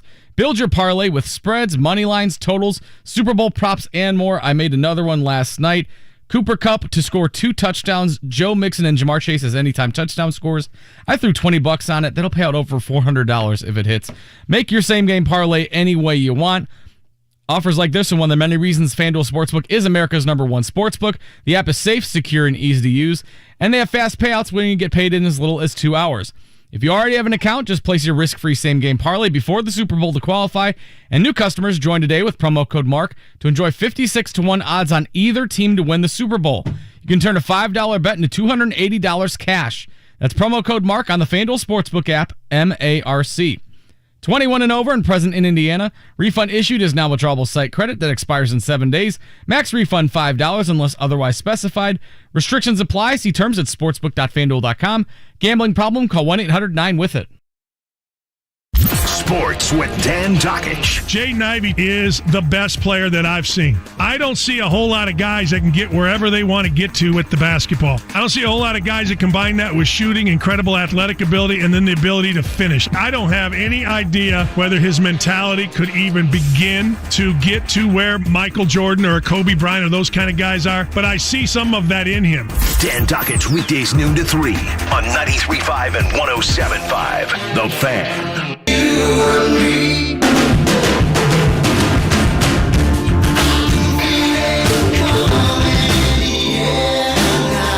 You're listening to Kevin and Query on 93.5 and 107.5. The Fan. It is 33 minutes before the hour of 9 o'clock. Excuse me. This song is 41 years old today. You know that? Is it really? Yeah. You still got salt in your throat? This is going to stick with me all day, I think. I don't... Like I'm going to the Colts after this for Gus Bradley press conference. Like I'm gonna have to maybe go quadruple mask just with how my breath is smelling. Hang on just a second. I've got Altoids. Good. Are they from down under as well? Yeah, the Vegemite Altoids. Altoids. Nice. Yeah, I do what I can for you guys. I'm trying to it. Oh, these are made with Foster's beer. Foster's that's Australian for beer. I know. Apparently you can't buy it there. But you can get it at, although I did go to Outback Steakhouse recently and they were out of beer. I'm like, wait, what? Okay. That's boy, that's an issue. Yeah, no kidding. You were saying that there's some fun ties when it comes to Ty Halliburton, who is the newest member of your Indiana Pacers, Kevin. Yeah, are we calling him Ty? Is that a thing? That's what I call him. I know it's Tyrese, right? Yeah, I guess I wasn't sure. And it's Halliburton, right? I believe that's correct. Okay. What was the big? Wasn't there a scandalous oil company? Yeah, there was. Yeah, that's a good call. Wasn't that Halliburton also? So he played a couple years ago on one of those Team USA U19 teams, Jake, after a strong freshman season at Iowa State. Travion Williams was actually on his team. That team had Cade Cunningham, Jalen Suggs, Scotty Barnes, Evan Mobley, and the guy that got the most minutes on that team was Tyrese Halliburton. That's, Team USA praise. I think we saw with Jaden Ivey last year. Remember Ivey kind of coming onto that stage internationally? Yeah. I think that can be a huge kind of growth aspect. I think we see it with Team USA on the national team level a whole lot there. And I know that Duarte is kind of at the other end of it, Jake, from an age standpoint. But the fact that Halliburton is so young, I mean, he's younger than Trace Jackson Davis. He turns 22 in a couple of weeks. That's really important, I think, when you start to project things moving forward of his continued development. He was not some heralded recruit. He's a 3-star kid out of Wisconsin, was not one of the highly ranked players even at Iowa State. And that, I think, is very important for not only development, but just how he's wired. He seems like, by all accounts, when you watch him on the court, Pacers fans will love his feel for the game. But I think there is a mindset of he just kind of fits. I know this sounds stupid and like maybe I'm being too cheerleader-ish, Jake. I think he fits our state's basketball culture. That's fair. Now, let me ask you this, though. Tell me what you think of these players. De'Aaron Fox. I like him. Okay. De'Aaron Fox, by the way, is a 21-point-per-game scorer, a 6'3" guard. Great pace. Harrison Barnes. Yeah. 17-point-per-game scorer, swing player, kind of a 3, small forward type. Rashawn Holmes. He could rebound. Miles Turner-type player, 12 points, 8 boards a game. Those 3 players that I just mentioned, when combined with the players that Indiana is getting, went 20 and 36 this year. So when you look at it, you say, okay, so Halliburton, Buddy Hield, Tristan Thompson, I don't necessarily anticipate is going to be getting a lot of minutes, but we'll see. I don't think he's a long-term guy, certainly. But that's the rest of the Kings roster, and it won 20 games. So what can you put around those guys that are better than that so that you win more than 20 games? Well, 2 things. Sacramento Kings, top 5 most laughable franchise in all professional sports. Second, we're still, I think, very early, Jake, in the what will the Pacers look like come opening night next year process. I agree. So this is still it's not like Halliburton walks through that door and all of a sudden you're winning 50 games. You've gotten some presence. You need to get more presence, and you need to pick out the right ones, obviously. But you now are in a position, I think, to further add. And there is some projection here. I'm not going to act like Halliburton is an all-star right now, but at the age of 21, to average 14 and 7, to shoot over 40% from 3, and to be on this consistent sort of trajectory of ascent throughout his basketball career, high school into Iowa State to Team USA, Sacramento, there is a lot to like about it. I know his pick and roll numbers are really good, and I think those are just all important factors in today's NBA. I'm sure there's some people out there, Jake, and I don't know if this is where you were going with that, but why did Sacramento get rid of him? Right. I mean, that's going to be... That question is fair, though, is it not? Sacramento, I think, had the logjam in the backcourt that the Pacers did in the frontcourt. You brought up De'Aaron Fox. They've already given him the mega contract. Right. Good player. And then they also took Davion Mitchell, remember, in the top 10 out of Baylor. Mitchell, I think, has showed a little bit more here recently for them. And so at some point, there was just a logjam of minutes. You can't pay everyone eventually, and they need front court help there. So I think that is a reason why What are the 5 biggest joke franchises in professional sports? We're not going hockey here, right? No, let's go NBA, MLB, NFL. Okay. I've got 1 MLB, 1 NBA, 3 NFL. Oh, gosh. Go ahead. Jaguars? Yeah. Browns? I don't know. Yeah. Historically speaking, Browns? Sure. Yeah, I guess. I mean, have you seen the Browns draft history? Yeah. I mean, the quarterback shirt is. It took Spurgeon win over Tom Brady. Detroit Lions? Mm-hmm. For sure. I'll give you the Kings, although I disagree a little bit. I don't think the Kings are awful. I think they have some things going against them. Say that again. Kings, you said? I'll give you the Kings if I. The other one. Am I missing another NBA franchise? I don't think. I mean, the Magic. But the Magic have had good. I mean, that's too recent, right? Of late, right? Of late, they've struggled for sure. The other one, you're going to laugh when I say this. The Marlins. Haven't they won 2 titles though? They did. I mean, the problem is, and this is how they won titles by, and then just completely dismantled their franchises, both their team both times. And you watch a game and you're like, wait, how many fans are in the stadium for this? Like, the attendance is just horrific. Yeah. Was that your major league team? That's my major league team. Who would you go with? I mean, Orioles. Ooh, right. Yeah, but I mean, historically speaking, but right now, maybe, yeah. And then I was surprised you left the Jets off your list. Ooh, yeah. The Jets are garbage fire. Yes. Yeah. Whatever happened? I remember when the Kings had the Maloof ownership and they made a couple nice runs. Yeah, well, that late 90s, early 2000s team. Vladdy. Chris Webber, Vlade Divac, By the Doug way, Christie. Have you seen Mike Bibby lately? No, he's ripped, right? He looks like LeRon Landry, doesn't he? I'll tell you what, man, you need 3rd and 1. You give the ball to Bibby and you just get out of the way. Is he on the juice? I don't know what he's on, but I'm not tackling him in the hole.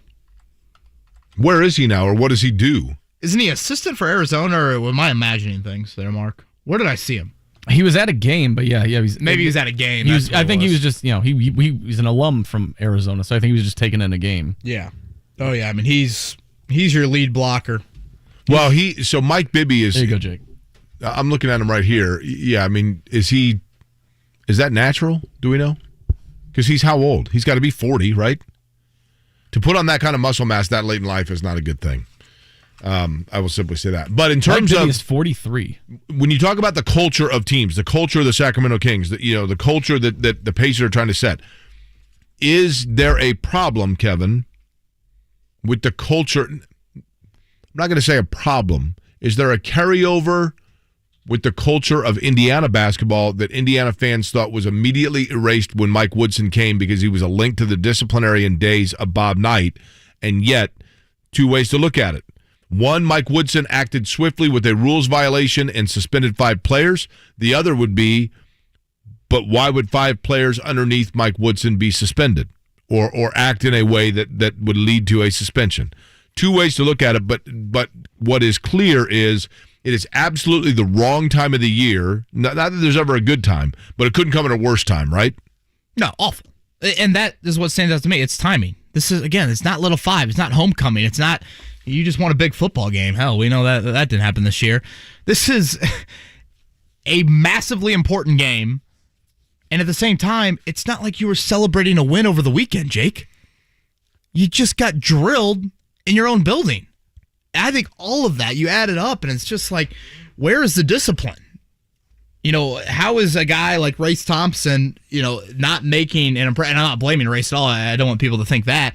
But, like, how do you not look at a guy like Race Thompson, how hard he's playing, and be like, at the very least, we can hold off on whatever activities we are going to do tonight in Evanston, and we can save that for a little bit more, whether it be a controlled environment in Bloomington, in your own apartment, or whatever that you feel the need to do, or you can wait 1 month until the season ends. Right.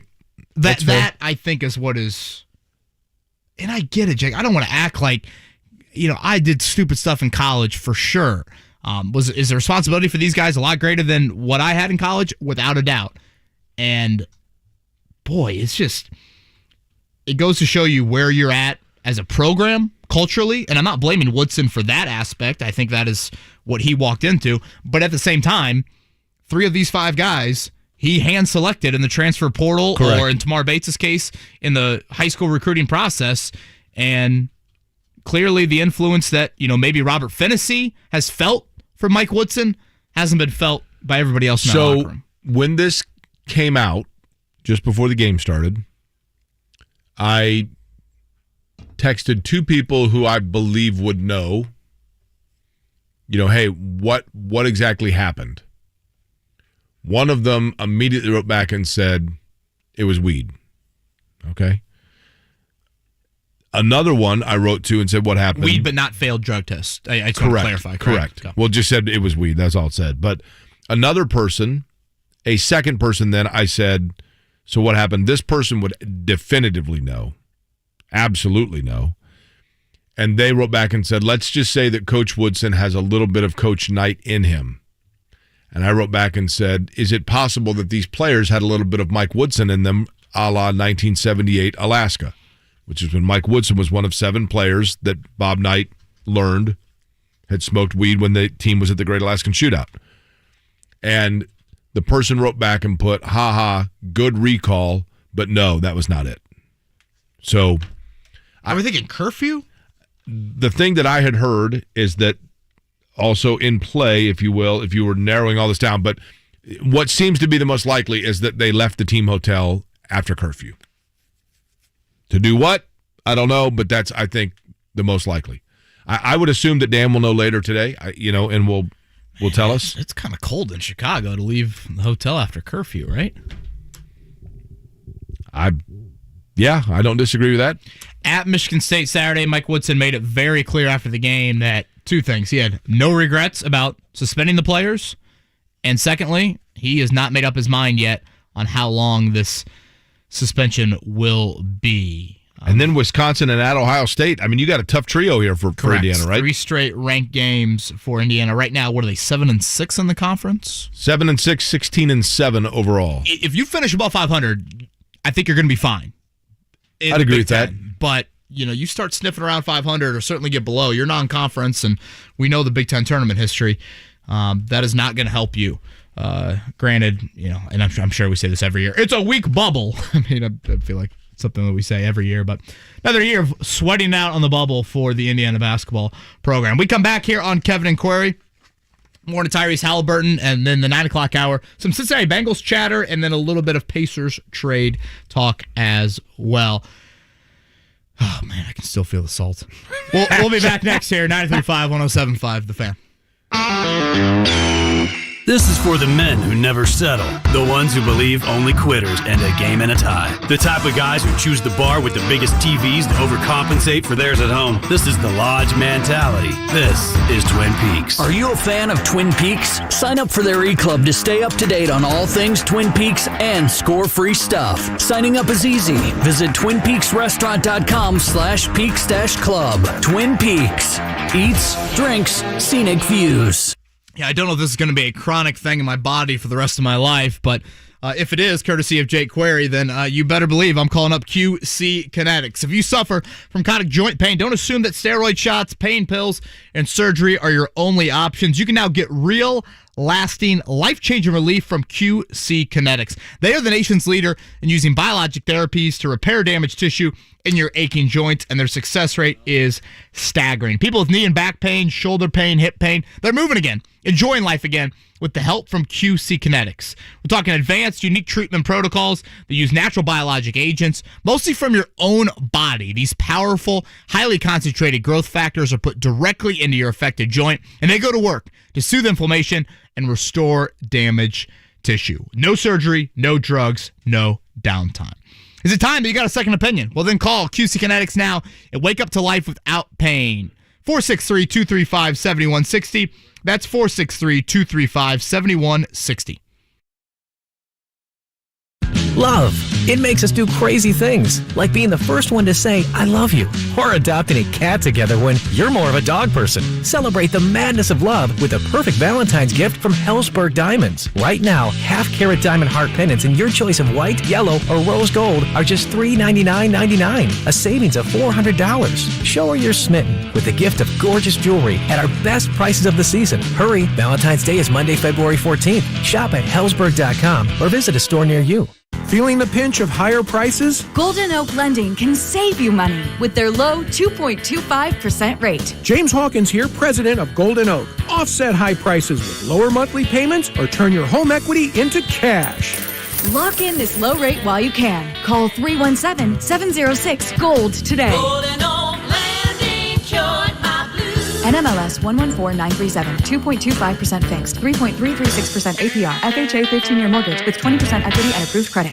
Gorgeous gaming, stunning streams, unbelievable bandwidth. Welcome to another Lifestyles of Gagillionaires.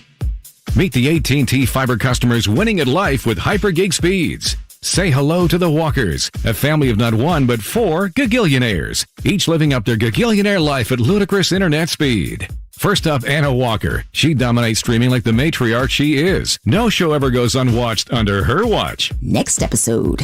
Next up, Peter Walker. There's no stopping this dad bod from showing up to his virtual workout sessions. Oh, let's go leg day. And finally, the Walker twins. They may look alike but couldn't internet more differently. Harry dominates his fellow online gamers while Heather group video chats with friends. Ooh, nice background filter, Jess. Live like a Gagillionaire. Get internet that upgrades everything. AT&T Fiber, now with speeds up to 5 gigs. Limited availability in select areas. Speeds not guaranteed. Single device wired speed. Max 4.7 gig per second. Visit att.com/hypergig for details. Jake Query here. Recently I returned to college to finish my degree, and I encourage you to join me. Whether you're like me and life simply got in the way, or you never went to college at all, Indiana offers financial assistance for those ready to move forward. If I can do it, I know you can too. If you're looking for a better job or doing it for your family, Indiana has grants to pay for over 150 certificates in high-wage industries. You're sure to find a tuition-free option that fits you. To apply, visit nextleveljobs.org today. Sponsored by the Indiana Commission for Higher Education. That's nextleveljobs.org. Big Red Liquor celebrating 50 years in business with big sales all year. Kicking off with the February Super Sale. 20% off 3 bottles of wine or spirits. Mix and match. Stock up big for Valentine's, the big game, and beyond. All month long, 20% off. Mix and match. Only at Big Red Liquors. Soccer Saturday featuring Indy 11. If this is your football, this is your show. Saturday at 9 on The Fan.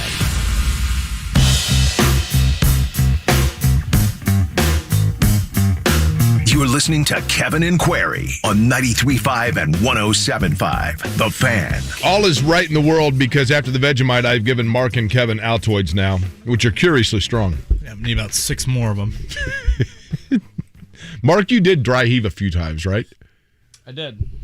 That was very reminiscent of the video I saw of my effort in the shrimp eating contest. There was one point where I was like, oh my gosh, it's about ready to... Really?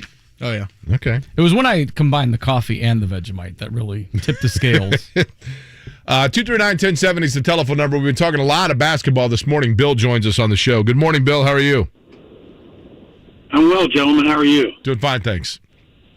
Hey, I wanted to expound on your Great Alaskan Shootout story. I was a freshman at IU, and I lived in Hershey Hall, which is a dormitory with single housing. You had your own room, and I lived with all those guys. All those players lived in Hershey Hall. And they got back from the Great Alaskan Shootout, and we got the real story. And if you remember, I had Donnie Cox, Tommy Baker, both freshmen, and Jim Roberson, who was the only holdover player on that team from the 76 National Championship team. Those guys were definitely dismissed. But the story goes is that Butch Carter went tonight and ratted these guys out. Right. Which I said earlier, yeah. Yeah, well, you said he got implicated in the situation. I didn't hear you say that he was the one that went tonight. I said Butch Carter supposedly is the one that gave the names, and Knight has always maintained that those that were dismissed were the ones that were not forthright, and those that confessed were retained. Okay, well, that's correct. And he was thereafter known by a couple of guys on that team as Butch Snitch Carter. Yeah, no, I think that there was a lot of discussion, Bill. If you recall, I don't remember for what circumstance it was. They had a reunion, but there was a lot of surprise, as I understand it, among a lot of IU alumni that Butch Carter was there. Yeah. Well, he didn't have the greatest reputation as a player or an NBA coach when he's in Toronto. Either a lot of players really did not like him, and a lot of people forget that he was, coached in Toronto. And but long story short, yeah, those guys were not happy, and and in the long run, I don't think Knight was any dummy. He wasn't going to dismiss Landon or Mike Woodson. I mean, he knew those guys were, guys he needed to retain. Correct. Too, I think. I agree with that. I mean, listen, there's nobody that Knight bent over backwards for more in his tenure than Jay Edwards, for example. But he knew Jay Edwards could flat out play, right? Now, in the end, I think Jay Edwards might have been told, you're not coming back for your junior year, but he was ready to go on anyway. Knight said in writing about it later in his autobiography, quote, "In some cases, at least according to them, that was the only time it ever happened. And there were some awfully good kids involved, some of the best kids I ever had. There's no player I've ever had that I liked or enjoyed more than Mike Woodson, and he was involved. That was very tough to handle.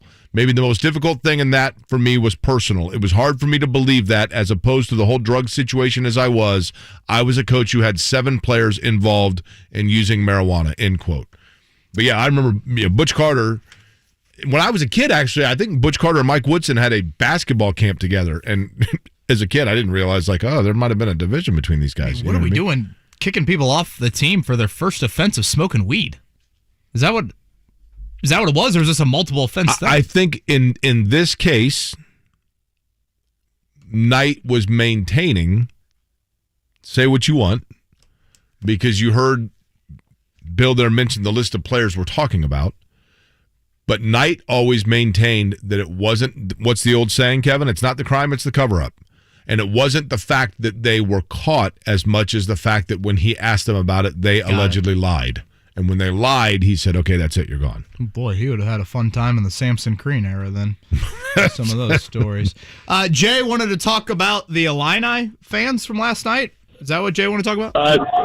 Yeah, kind of my perspective from being an Illinois fan. Oh, were you in Mackey, or are you just watching? No, I wish I was. I was watching it, but are you in a warehouse, Jay? Where are you right now? I'm not supposed to say. I'm on the road, but I'm hands-free. No, that's fine.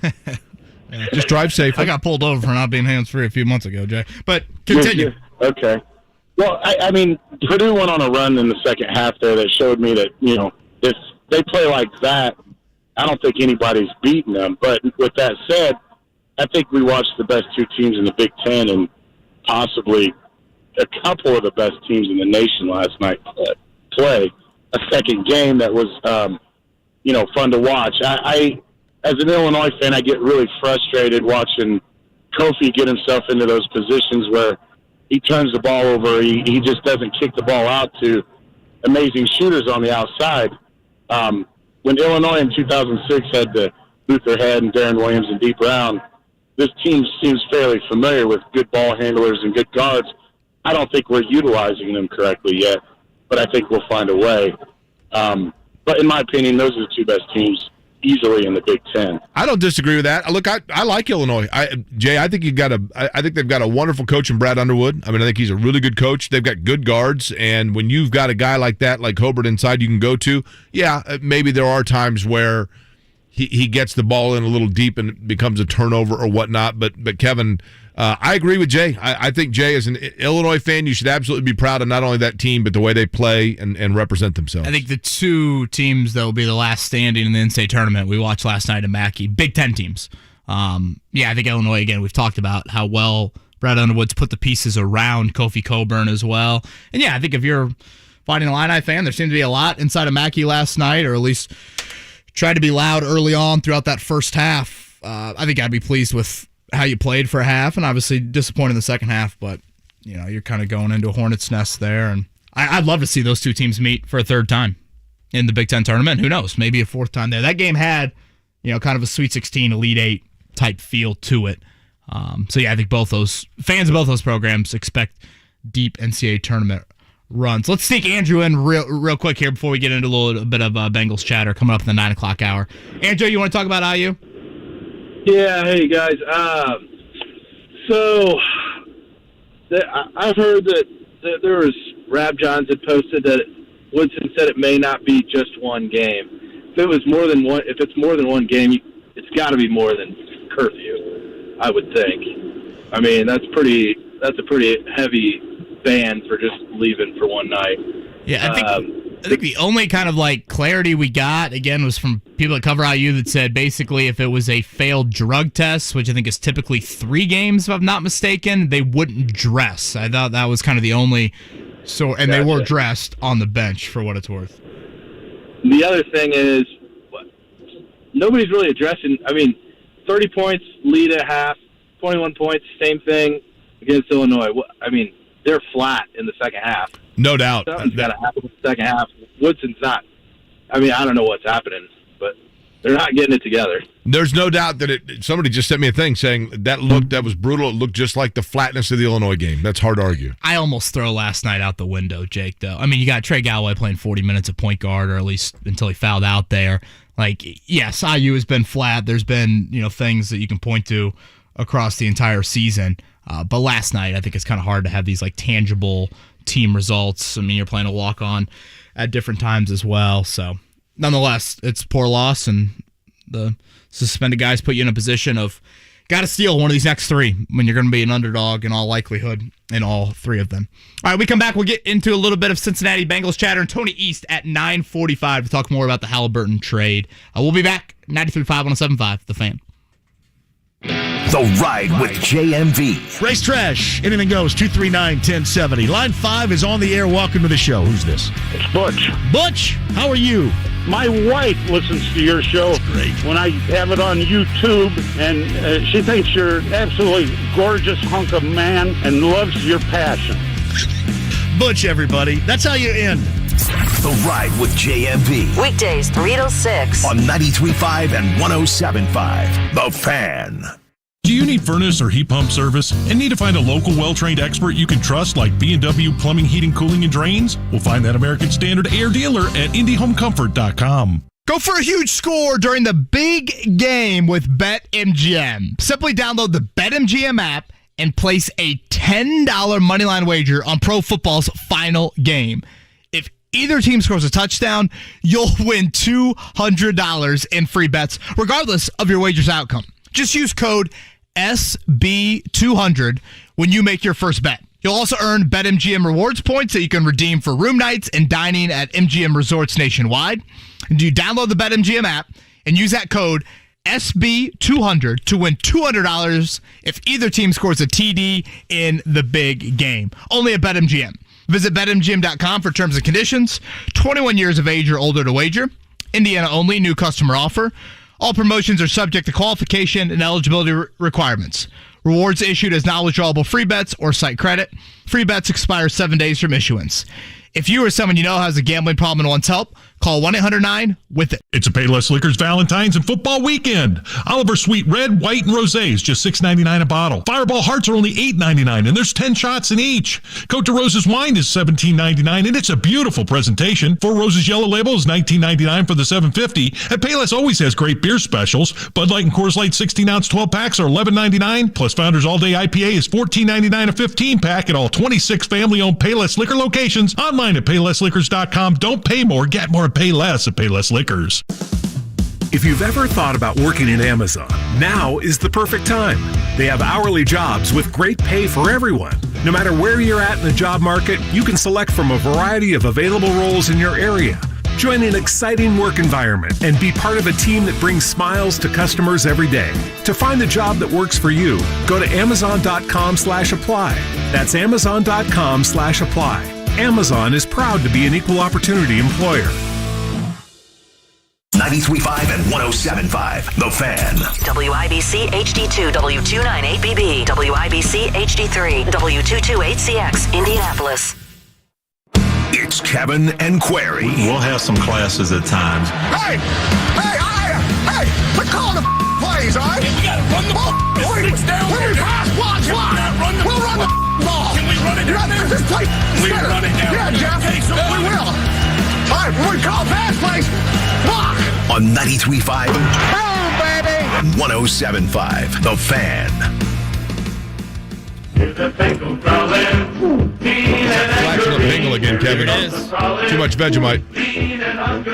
I wrote a blog yesterday at This is the 107.5. halftime show on Sunday, right? That's right. 1075thefan.com, the website where you can see my explanation as to why come Sunday in Super Bowl 56, I am all in Houday for the Bengals. It's Houday or Houdat? Houdat's the Saints, right? Houday. Yeah, apparently I'm only half in. But you can see why I'm rooting for the Bengals. It comes down to nostalgia. But joining us now to talk about it, she's a reporter for Bengals.com and has been covering the Bengals in Cincinnati. Marissa Contepelli joins us on the Payless Liquors guest line.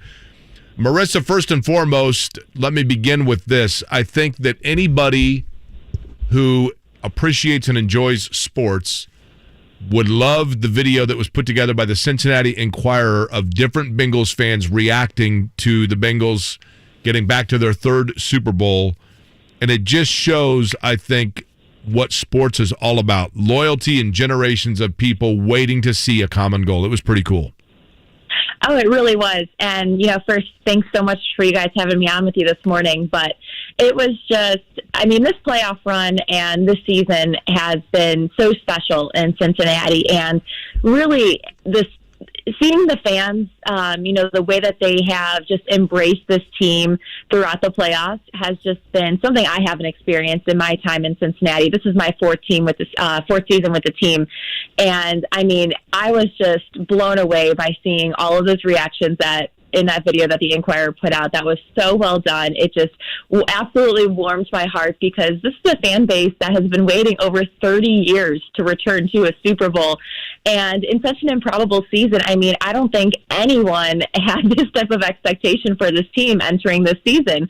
I thought they could go out and, possibly get into the playoffs, sneak in as a 6 or 7 seed. I don't think anyone expected them to go out and win the division, and let alone beat the Chiefs in Kansas City to win the AFC. And so this has just been truly remarkable. And the city has just been absolutely reinvigorated. It's been lit up as in orange all throughout downtown at night. And it's just been this fan base. I'm at a loss for words sometimes for just like how special and just truly remarkable, these fans have been.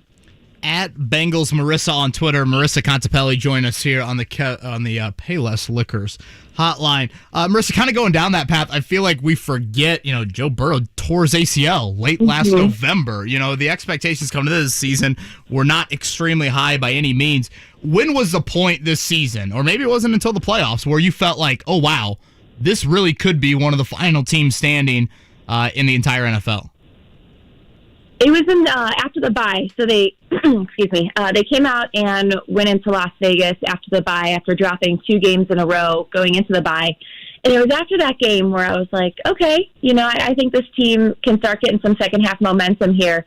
And then they went out and they beat Pittsburgh the week after. And after that game, I know they lost in the next 2 to the Chargers and the 49ers, but it was right around those couple weeks where I felt like a different type of switch went off. And it was almost like a turning point for this team, and you really kind of knew that they had it in them to make some type of run.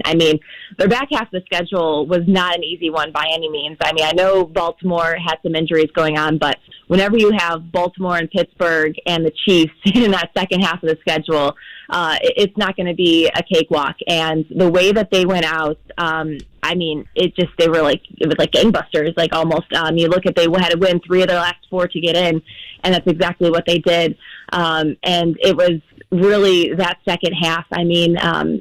We all kind of knew they had the talent in them, but no one knew Joe Burrow was going to come back the way he did from that knee injury and really got stronger as the year went on. And the last few weeks has just been absolutely phenomenal what he's been able to do, especially, when he has to scramble and make something out of nothing and, try to escape and avoid a sack. And just some of the other key guys that they had gotten back from injury last year, and just getting Jamar Chase into the mix, it's all come together so well for Zach Taylor. It's just been great to see. Marissa Contepelli is our guest from Bengals.com. She's in Cincinnati. You're not in LA yet, right, Marissa? I am not. I was going to say. That would be a very very early wake up call. I mean, we would be really flattered. She's going to join the 20th ranked radio show in the mid-market. 20th ranked mid-market. Don't sell it short. 6 a.m. in the morning. Marissa, here's my question. Let me give you a statement about the Bengals from an outside observation, and I want you to tell me if there's any accuracy to it. And that statement is this. Aside from the level of competition within the AFC, I feel like if the Bengals are going to get it done, I mean, you're there right now, and now you're at the table, you might as well eat, because it seems to me like Cincinnati, the timing is perfect because they almost don't realize they're not supposed to be here. And it's better to just get it now before truly the gravity of the moment sets in.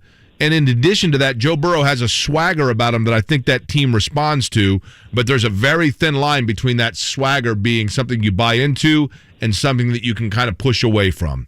Is there any legitimacy to any of those observations? Yeah, I mean, I can definitely see, what that statement is trying to say. I mean, right now the Bengals, they're playing with house money.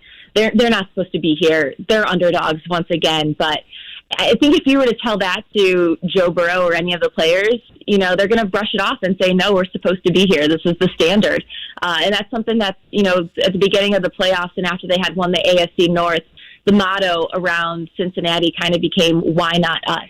And it stuck around for a few weeks. And then Joe Burrow addressed the team and he was like, hey, we got to get rid of this because it is us. It is us. This is our time. We are the best team. So they've always had that confidence within them and that belief that, they were going to be AFC champions and go in and, win the Lombardi and win the Super Bowl. But for outsiders, I could absolutely see where that train of thought lies. And you just look at how this Bengals team is stacked. I mean, take Jamar Chase, for example. He's become one of the best receivers in the game, and I honestly don't think he knows how good he is. He's just so humble about himself sometimes. And so when you have guys like that and how you mentioned the swagger that Joe Burrow brings and, his different fashion trends, whether it's, sunglasses one day or a SpongeBob suit the next day, this team has something different about them, and they're just such a connected and confident team, and the chemistry is just absolutely through the roof. This is only my 4th season with the team, but I have not been around a team that has been this close-knit within a locker room. So Zach Taylor and Duke Tobin have done a phenomenal job building this roster and bringing the right pieces in. But hey, why not? Why not go take care of it this year? I mean, you do look at how the Bengals are stacked up. There are so many key core members of this team that are still on rookie deals or who are locked up for a number of years. And they're sitting pretty good when you look at cap space. So when you kind of look at the next few years, you're like, okay, I think the Bengals are going to be in a good place. This could be something sustainable while Joe Burrow is on his rookie deal. But you just never know. You never know what the future holds and what might happen, barring injuries or, any other unforeseeable circumstances. So why not, guys? Why not? Let's not let the Bengals go ahead and, get the Super Bowl, get their first Super Bowl win in franchise history. Let's go take care of business. Marissa, we've talked a lot here locally about the Colts and kind of how they're built. Obviously, we know Cincinnati, the draft, the picks of Burrow, Jamar Chase over Penei Sewell. I mean, those kind of speak for themselves. But you fill us in a little bit on the defense. They had a lot of key free agent signings, really, I think at kind of every level, or certainly their D-line and secondary. And I feel like that maybe has kind of sped up the process of, let's wait for our rookies to mature and all that to, hey, we can win now because we can get kind of some proven talent on that side of the ball and really focus with the draft on the offense. That's exactly right. And the defense is one of my favorite things to talk about on this team just because of the turnaround that they had. I mean, you look at their defensive numbers from 2020, they were not good. And they were very candid with themselves about saying the defense needed almost like a major overhaul. And especially on that defensive line, where it all starts, they were dead last in sacks a year ago, near the bottom of the NFL in run defense. And that run defense has actually become one of their strengths for this season. Bringing in Trey Hendrickson, Larry Ogunjobi, which was so unfortunate that he got injured in that wild card game against the Raiders, so he's done for the season. But those were two huge acquisitions in the offseason for this team, and it made the world of difference. The pressure that Trey Hendrickson has been able to bring off of the edge, and him alone having 13 sacks is exactly what the Bengals needed. And I honestly think it's been making the play of Sam Hubbard on the other end of that line better the way him and Hendrickson are kind of able to complement each other. And, one rushes, one might drop back. And they've really been able to utilize Hubbard in more of kind of a hybrid role you've seen over the playoffs where he's dropped into more of a linebacker and is spying the quarterback. Saw that a lot against Kansas City in the second half.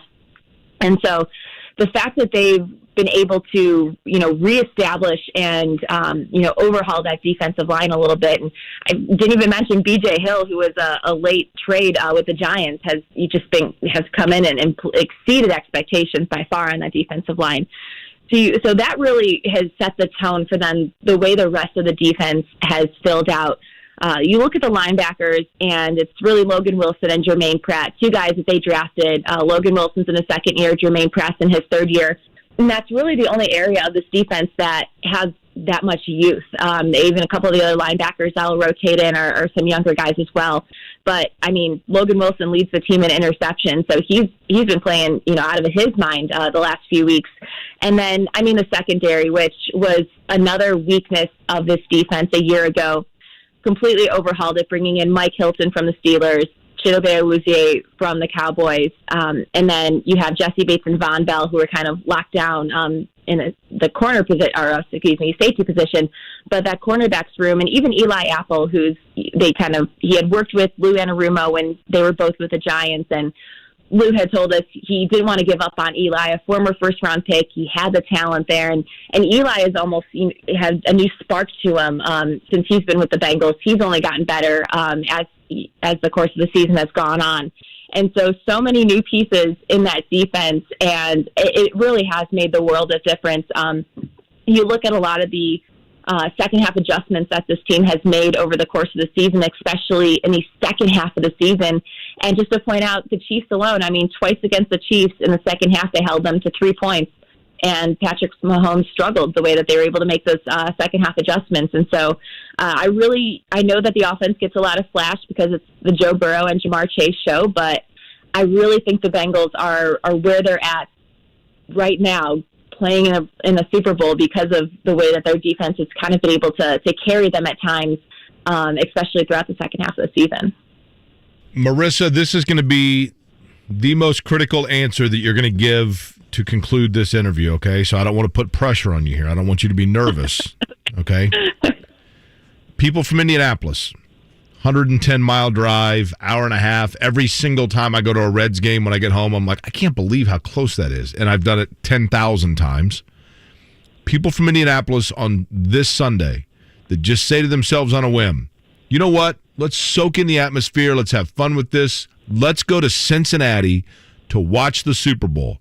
The quintessential sports bar, homegrown place where you have to have your, Falls City or whatever, Hood and Paul beer in Cincinnati. Rheingeist. Well, Rheingeist now, yeah, for sure. You go where? Give me the one bar that is the must-be in Cincinnati on Sunday.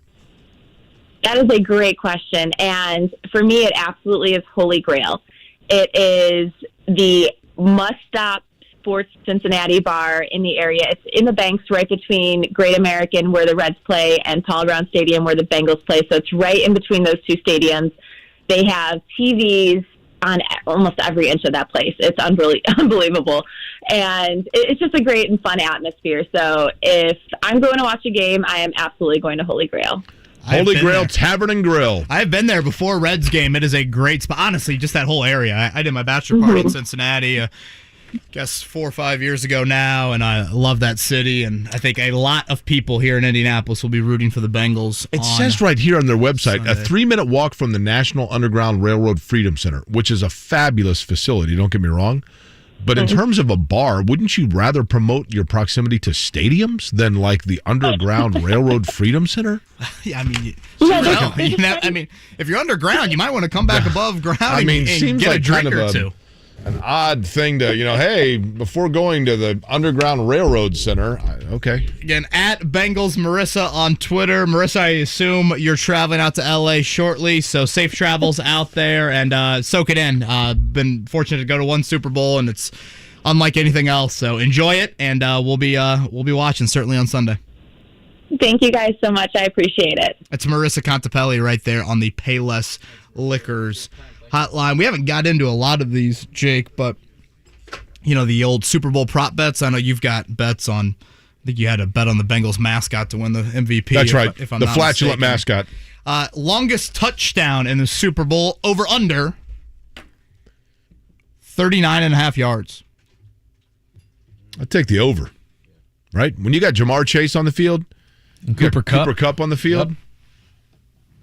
Will the team that scores first win? Let me ask you this. Does it have to be an offensive touchdown for that over-under? I don't believe so. I think just what if the it's longest a touchdown. 41-yard pick six? Right. That's a good point. I kind of like the will the team that scores first win. If it's no, you get plus 150. So if you think the team, starts the game, they kick a field goal, it's not like, you're up 3-0. Not like you're in firm control of the game. I kind of like those. That's worthy of throwing down $10, right? I kind of like those no odds there. So we'll get more into that here over the next couple of days. If there's somebody that wins the MVP that you've never heard of, it means that I won like $5,000. Yeah. Seriously. You need to start paying off the people in the press box to vote for the people that you. You know what? You're getting into a slippery slope there. I don't know if Ken. I should have said that on air, but be like, hey, free Vegemite for life if you vote for this guy. I've got all kinds of Vegemite. Evan McPherson, MVP. I bet that'd be big odds. I have that. I'd win $2,000 if that happens. If that's the most popular guy that Jake has. I think Michael Scott is who he has. Mark, do you want more Vegemite? I've got. No, thank you. I'll pass for now. Miles says Tyrese Halliburton is a correspondent for JJ Redick's podcast. He goes, great personality. Excited to have him. I know some people might not care about any of that, but I think by all accounts, Jake, he is a pretty solid individual as well. The cousin of Eddie Jones, former Miami Heat player. Of Tony East on at 9:40 to talk more about the trade for Tyrese Halliburton. It is almost pop quiz time, but for now, let's hit a Big O Tire Sports Center update. The Sports Center update on 93.5 and 107.5 The Fan is presented by Big O Tires, the team you trust. We'll make it quick. Pacers were shorthanded last night, lost 133-112 to the Atlanta Hawks in clearly what was the secondary story or third story involving the Pacers last night after their big trade, sending Domas Sabonis, Jeremy Lamb, Justin Holiday to Sacramento and getting in return Halliburton, who Kevin had just talked about. They also get Tristan Thompson. We'll see how much playing time he gets. Buddy Hield as well, coming to Indiana. Last night, Chris Duarte, 25. Lance Stevenson, 24. Not enough. Trae Young, 34 to lead Atlanta last night. Yeah, Rick Carlisle wasn't in much of a mood to talk about the game, as you'd expect. Here as the head coach's thoughts on Tyrese Halliburton joining the Pacers. He's a guy that not only gets a lot of assists, but he gets a lot of the hockey assists, the pass that leads to the pass. He's a ball mover. He's an energy giver. He's an elite three-point shooter. That's 40+% two years in a row, and that's a really good indicator. And so it's exciting, but you don't get a guy like that unless you give up a lot, and we did. Carlisle clears his throat a lot. Have you noticed that? I also think Carlisle has I don't blame him. If you're eating Vegemite, I can see why you're clearing your throat a lot. He also does a really good job of describing basketball players in rather unique ways. Energy giver, the hockey assist aspect. I don't know. I as someone that listens to very redundant coach press conferences, I feel like he does a nice job of describing players in a rather unique way. Do you know what musician Rick Carlisle is good friends with? I said that grammatically incorrect. With what musician is Rick Carlisle very good friends? Gosh, I do remember him talking about this. A very underrated musician.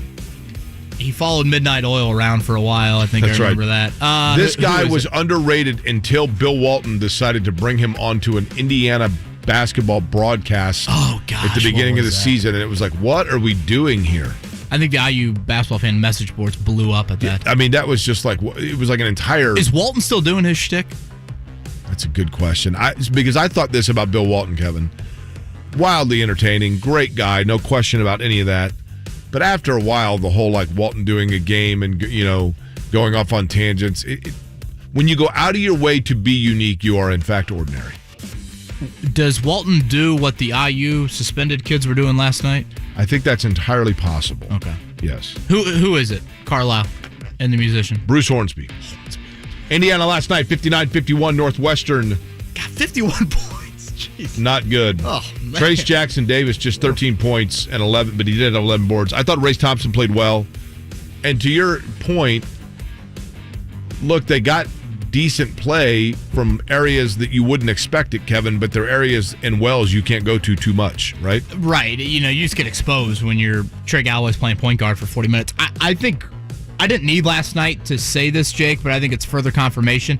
I'd like to see Trey Galloway in the starting lineup and Parker Stewart and or Miller Kopp on the bench. I think that's fair. I get he's not some dead-eye shooter. Galloway does do a lot of little things, right? And I just think he deserves it. I think he's earned it. And that's clearly fair. Parker Stewart hasn't off the court, and Miller Kopp, boy, he probably had that one circled on his calendar as a transfer from Northwestern, and that was not good. So now Indiana at Michigan State on Saturday. We'll see the update from Mike Woodson on how long the suspensions will occur.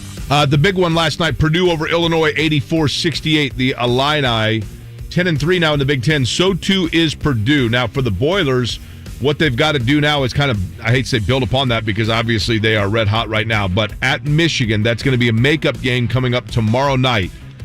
They were supposed to play that game back in January. Then you've got Maryland at Northwestern and Rutgers at home, the revenge game, if you will.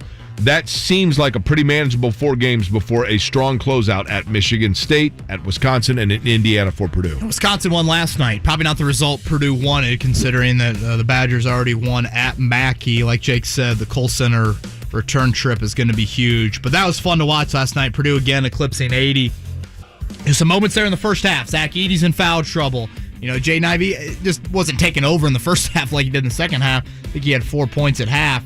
Guys like Ethan Morton, guys like Caleb First. Purdue getting in the bonus, I thought was important too, in that first half to kind of steady some of that. And then, boy, Hunter started things in the second half, and Jay Nivey, he got the 3-inning close with what he was doing there. 22 points after halftime. So another nice win for the Boilers, and I thought a lot of national attention. I went to bed, but it looked like Matt Painter was coming on with Scott Van Pelt afterwards. So good to see the Boilers getting some very deserved national attention. They're playing really well. I mean, there's no doubt about it. Your point about Eric Hunter, good call. I mean, he had a stretch there where all of a sudden, like 5 or 7 straight points, lightning in a bottle. And that kind of gave them breathing room, right? Yeah. And how you want to see a senior respond. A little poor in the first half, but responded well there. And Auburn lost last night, Jake, right? Saw that. So everybody's got 2 losses? Yeah, Arkansas got Auburn, right? Yeah. That is correct. So I remember you saying that yesterday. So Gonzaga, assuming will go to 1, and then Purdue up to 2? Probably. I would assume. I can't imagine that not going to lose again, right? I was kind of curious. Will Purdue get back to 1? I wonder if Gonzaga plays St. Mary's still. That's a good one. St. Mary's is the one team that could probably get them. BYU the other night. Smoked probably isn't the right term to use after where we're at right now.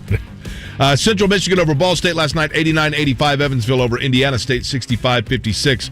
And Creighton over Butler, 54-52. That is now 3 games losing skid for another Butler. Close loss. They had a chance there. Jaden Taylor had a chance late. Butler's shooting percentages, Jake, these have been far too common this year. 34% from the field, 23% from behind the arc, 62% from the line. Butler Offensive struggles. Again, I keep saying, are there going to be changes at Butler in the offseason? Kind of feels Wouldn't it be that a way, step back for Ronald Norred to take that? Kind of feels that way, doesn't it? Don't you feel like he's thought of pretty highly in the NBA? Yeah, assistant in the NBA. I mean, what about Thad Matta's health? Would he do it? I think Thad Matta went to Indiana because Thad Matta is ultimately getting the experience necessary to take over as the athletic director when Barry Collier retires. Oh, interesting. Wow, I didn't think about it like that. Gonzaga St. Mary's Saturday, the 12th of February. Boom. This Saturday. We can get Randy Bennett on. Home for Gonzaga. All right, we come back here on Kevin and Corey. Pop quiz time. 317-239-1070 Jiffy Lube prize pack up for grabs. And Tony East's going to join us in about 10 minutes to talk more about the Pacers and the trade deadline. Give us a call. Want the same internet but more privacy? DuckDuckGo's got you covered. With one download, you can search and browse privately, avoiding trackers, all for free. DuckDuckGo. Privacy simplified. You know, for those Bengals fans traveling to the Super Bowl, boy, saving money is certainly going to be something you will want to do. Luckily, we've got Golden Oak Lending. They can help all of us out in that area. The good folks over at Golden Oak Lending are ready to help right now and get you refinanced today. Golden Oak's experienced local loan officers make refinancing and buying a breeze, guiding you through every step to ensure you never get lost in jargon or numbers. Even if you haven't done anything to your house, your home's value's increased in the last year alone, giving you the opportunity to use that equity to finish a home project, pay off credit cards, or even consolidate bills. You can find out how much you could save with Zipline. That is Golden Oak Lending's fast and easy online mortgage tool. The average cash-out customer saves $904 a month. So no matter your unique situation or goals, you have an expert lending partner for life at Golden Oak Lending. Head to goldenoaklending.com right now to see what your home equity can do for you. NMLS 114937, 2.25% fix, 3.336% APR, FHA 15-year mortgage with 20% equity and approved credit. When it comes to working at Geico, our best advocates are our employees, like Janet. But since she is so focused on growing her career, we hired an actor to read her story. At Geico, we really help each other. If anything comes up, we work through it as a group, so we all learn. As a full-time employee, she can also get paid benefits like medical, dental, vision, and parental leave. She even got a plaque for her desk that says, "I'm kind of a big deal." Yeah, you are, Janet. Ready to start your career, Indy? We're hiring claim sales and service agents. Apply online today at geico.job/Indy. Hey there, it's Jake Query. Sportsbook wants you to experience Rush Pay. When you want to cash out your winnings, you don't want to wait 2 days just to get the go-ahead to withdraw your money. That's why BetRivers created Rush Pay. With Rush Pay, 80% of withdrawal requests are approved instantly, meaning you'll get your money faster. Why wait? Get your cash when you want it. Bet with a winner. Bet with BetRivers Sportsbook at BetRivers.com. Must be 21 and located in Indiana. Gambling problem? Call 1-800-9-WITH-IT. 1-800-994-8448. Hey, it's Jake Query. You might have heard me jump in early on that last ad. That's because right now I'm trying to get myself back in the habit of making sure that everything's done on time, turned in on time. Why, you ask? Well, it's because I'm back in school. That is correct. You know, some 30 years ago, I had college credits sitting there working towards a degree. And then I took the jump into the professional world thinking, you know, someday I'll finish. Never did go back, but the time is now. And I would love for some of you who have been in the same situation to join me in the effort. Listen, if I can go back and take classes online, which I'm doing through Indiana University, then I absolutely guarantee you can do the same. Some 700,000 Hoosiers have college credits that are sitting on the shelf, and guess what, folks? They do not expire. It's never too late to go back and finish that dream of getting a degree, or perhaps simply going for the very first time. Indiana has grants to pay for over 150 certificates in high-wage industries, so you are sure to find a tuition-free option that fits you. To apply and take that next step, visit nextleveljobs.org, sponsored by the Indiana Commission for Higher Education. That's nextleveljobs.org. Breaking news. The end of the Turbonis era. Sabonis gone. This is what it's like. Lamb gone. To blow up a team. Holiday gone. But the jewel of this was Tyrese Halliburton. How could you get rid of Halliburton if you're a Kings fan? I saw that. If you're talking about it. All right, you're asking me for my opinion. Here it is. We're talking about it. Halliburton. Very good defender, very good three-point shooter. Your home for Indy sports. 93.5 and 107.5. The Fan. Have you studied? Can you handle the pressure? Sharpen your pencils. It's time for the Pop Quiz with Kevin and Query. Brought to you by Jiffy Lube, Indiana's favorite oil change since 1985. Now, excuse me, Kevin. I took one of the Altoids, and I got the coughs. My computer. Sniffing the Vegemite. Yeah. Does this ever happen to you? Like, all of a sudden, I try to click on my email, and then it just spins and spins and spins, and the whole screen goes white, and then it finally pops up. What do we have we're working with here? We're Outlook. Are these Gateway computers? Do they have the cow print on them? IBM. Yeah. Netscape Navigator. Right, exactly. I got onto my email, and all I could hear was dial-up. Yeah. Dial-up action here. Speaking of dial-up, did we have people dial up, Mark, to play the pop quiz? We did. Pick a number. Am I picking the number, or is Kevin Bowen picking the number? How many bites of Vegemite did you take, Kev? Boy. Let's go with number 3. Steve. Good morning. I'm happy to take the pop quiz, a 2-time visitor to Australia, and love the Vegemite with breakfast. Oh, Steve, I love it. See, it's wonderful. Steve, you're a psycho. Steve, how was the flight to Australia? You know, it's pretty good. You watch a good number of movies. You get some sleep if you're on the 787 Dreamliner. It's a pretty good deal. You eat. You got to bring some snacks. But it's a full 24-hour trip from the world-class Indianapolis Airport to Sydney's International Airport. Those snacks include Vegemite, by the way, Kevin. Steve sounds like he's like Chamber of Commerce here. Steve's a wonderful fella. Sydney. Steve, a native, if I'm not mistaken, of the fine city of Milwaukee, one of my favorite cities in all of the land. Steve, are you ready for question number 1? I am ready for question number 1. Okay. Question number 1 is this. The Pacers yesterday, of course, acquired Tyrese Halliburton, Buddy Hield, and Tristan Thompson from the Sacramento Kings. Tristan Thompson, by the way, a Texas Longhorn, if I'm not mistaken. Buddy Hield was an Oklahoma Sooner. But where did Tyrese Halliburton play his college basketball? I can give you multiple choice. Ooh, this is funny. Steve, you'll like the multiple choice. A, he did not play college basketball. B, Tennessee. C, Iowa State. Or D, Marquette. That would be A. He did not play college basketball. Okay. Kevin, go ahead with number 2. You want another guess, Steve? Maybe weather-related? Iowa State. Boom. All right. 3 NBA players are currently, they don't give those freebies out on the flight to Australia, let me tell you that. 3 NBA players are currently riding active streaks, scoring 25-plus points in 20 games or more. Which of the following does not currently own a streak of 20 or more straight games in scoring 25 or more? A, Ja Morant, B, Joel Embiid, C, Giannis Antetokounmpo, or D, LeBron James? A D. Okay. Question number 3. Super Bowl 40, the Pittsburgh Steelers played the Seattle Seahawks.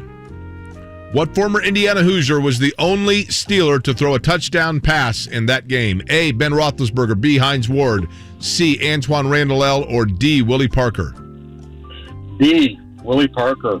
Okay. Okay, the youngest quarterback to start a Super Bowl is who, Steve? Roethlisberger, David Woodley, Dan Marino, or Jared Goff? Can I have the answers again? Yeah, Ben Roethlisberger, David Woodley, Dan Marino, or Jared Goff? Ben Roethlisberger. Talked about this a little bit yesterday. Okay, he went with Roethlisberger. Mm-hmm. Question number 5, Steve. Which Super Bowl starting quarterback, whose initials happen to be the same as Indiana's most beloved college basketball coach, also played college basketball for John Wooden? A, Earl Morrall, B, Billy Kilmer, C, Craig Morton, or D, Vince Ferragamo? The answers again are? Earl Morrall, Billy Kilmer, Craig Morton, or Vince Ferragamo? Billy Kilmer. Okay. See, Jake, I was thinking the most universally loved Indiana college basketball coach in the state is Brad Stevens because multiple fan bases want him. It's probably true. He may be now, yeah. When I said Indiana, I meant not the state, but the university. Right. Yeah, I first thought state there. All right, Tyrese Halliburton, after saying he did not play college basketball, no, this is one of the things I love about him. He wasn't highly recruited. Wasn't even highly recruited in terms of the other players on his Cyclone basketball team, Iowa State. That is correct. The NBA players, this is one of those long, convoluted ones, right? There are currently the players that are riding active streaks of scoring 25 points or more in 20 games or more. Of the following, one of the guys is not currently on such a streak. That answer was Ja Morant. You blew it! You don't get to come back tomorrow. You don't even get a lousy copy of our home game. You're a complete loser. Absolute trash. I'm blowing Mark. Okay. Okay, thanks. That's good. That's for the Vegemite today. That's awkward. That was a thank you. Yeah. Antoine Randall was the answer for number C. That was the pass to Hines Ward. Dan Marino, the youngest quarterback to start a Super Bowl. He was 23 years, 4 months, 5 days. How old is Joe Burrow? Yeah, he's pretty old. I was going to say, because right, he was a 5-year college player, wasn't he? Or, Billy Kilmer, by the way, who saw limited action for UCLA men's basketball in the 1960 season. played for John Wooden and started a Super Bowl for, I believe, the Washington football team Commanders, formerly Redskins. The fact that Joel Embiid's gone 20 straight games with at least 25 points, you'd think a big guy gets in foul trouble one night, has an off night one night, gets hurt one night. I know. That's really impressive what Embiid has done. When talking about the Washington Commanders, and I realize, and I actually, totally understand and agree with the reason why they changed their name. But when talking about their accomplishments prior to, do you refer to them as the Washington Commanders, or do you say the previous team name? Like when talking about Joe Theismann, he was the quarterback for who? For the Redskins. Not the Commanders? I don't know. I guess I'd have to think about it a little They'll bit more. probably just say Washington. Yeah, I guess that's probably a little bit better. But, like, Wes Unseld was a great center for what NBA team in Washington? I'm trying to think of, like, Johnny Unitas, but that's just a city. It's not a nickname. What do you mean? Johnny Unitas played for the Colts, not, like, Baltimore versus Indy. You just say the Colts. Right. So nickname's a little bit different. I don't know. That's a good question. Washington is not doing well with at least Senators seems to be safe, but they're 0 for 2 in the other categories, right?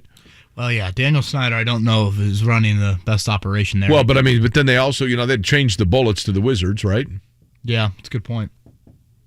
Why was it the Wizards? Why did they go with Wizards? Yeah, that's a good question. I don't know. Some magic situation going on with DC. Scotty, do you refer to as old, I can't read that, old Stanford players as Cardinal? I didn't even know Stanford had multiple nicknames. I didn't know that Stanford was the same name. Okay, the Cleveland baseball team. Did Albert Bell play for the Guardians? No. It's probably Cleveland if you're going to make me pick. My first word I say, which again I know I probably shouldn't say, is Indians. That's probably the first word that comes out of my mouth, and then I'm probably like, oh yeah, he played for Cleveland. No, I don't say Guardians. I don't know. Ask me that in 10 years. That's what I mean. After they've been here, Guardians actually, that one, you know what that's named for, right? I thought Guardians was the dumbest sounding thing until it was explained. Yeah, it has some city. There is a bridge that when you go over the Cleveland River into the city of Cleveland, there are 3 large columns that are known as the Guardians of the city of Cleveland. I'm like, that's actually pretty cool. Yeah. We come back here on Kevin and Corey. Tony East going to talk about the Tyrese Halliburton trade. The deadline is 3 o'clock tomorrow. Do we see any other movement? Ricky Rubio, Buddy Hield, Miles Turner. We'll get Tony East's thoughts on that. We come back here. 93.5, 107.5, The Fan. This will be a night the whole family will remember. A 40-point night for Miles Turner. Join us for your new family tradition, Lucas Oil Family Night at Gamebridge Fieldhouse. And Craig down the lane.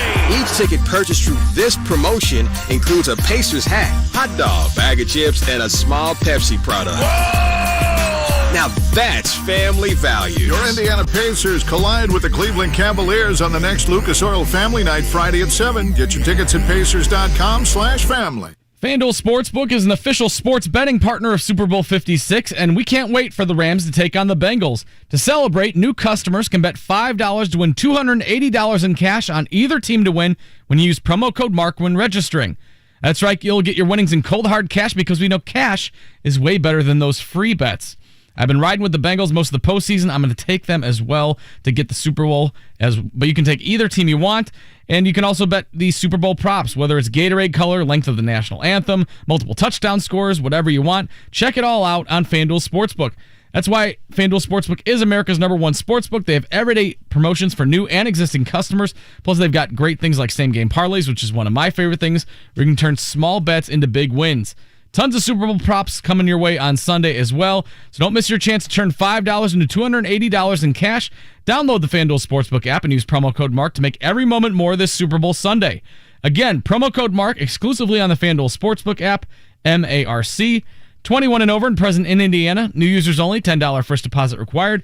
Must wager in designated offer market. Max bonus $280. Restrictions apply. See full terms at sportsbook.fanduel.com. Gambling problem? Call 1-800-9-WITH-IT. Switch to Spectrum Mobile and get unlimited data for only $29.99 per month each when you get 2 or more lines. You could save hundreds on your mobile bill. Plus, there are no added taxes, hidden fees, and no contracts. Try the Spectrum Mobile Savings Calculator today, and in 3 easy steps, you'll see how much you could save. Visit spectrummobile.com/save.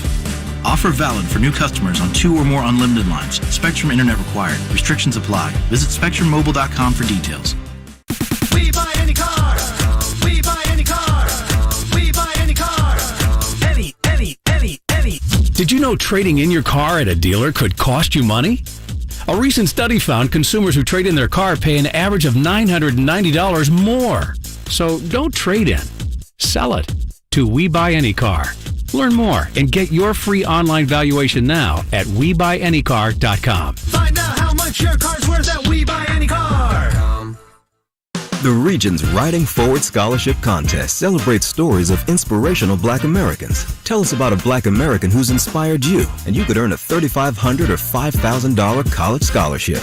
Enter by March 31st, 2022 at regions.com/ridingforward. No purchase necessary. Void where prohibited. Open only to certain high school and college students in states with Regions full-service branches. Complete eligibility requirements, contest details, and official rules available at regions.com/ridingforward. Contest sponsor, Regions Bank. Member FDIC. 97.1 Hank FM presents Acoustic Stars and Guitars. One night of music for country superstars. Starring Gabby Barrett. Just trying to catch a good time. Nico Moon. Morgan Evans. Sometimes you gotta kiss somebody. And Tennille Lawrence. Wednesday, February 9th at Old National Center. Don't miss 97.1 Hank FM's Acoustic Stars and Guitars. Tickets at the door and at hankfm.com. Now through February 16th, join a clean and spacious Planet Fitness for zero enrollment and only $10 a month. With tons of equipment and free fitness training, it's the perfect place for everybody to work out. Even me, Mr. I can't sleep at night, so I keep dozing off during your day. Especially you, Snoozy. You'll rest easier and feel fit-tacular. Wait, how did you get in here? Join in club or at planetfitness.com. Zero enrollment, $10 a month. Cancel anytime. Hurry, deal ends February 16th. See club for details. Big Red Liquor celebrating 50 years in business with big sales all year. Kicking off with the February Super Sale. 20% off 3 bottles of wine or spirits. Mix and match. Stock up big for Valentine's, the big game, and beyond. All month long. 20% off. Mix and match. Only at Big Red Liquors. Join me today, IU Northwestern, a battle for first place last night with Purdue and Illinois. The great Seth Greenberg joins in. We got a Pacer trade. Join me today.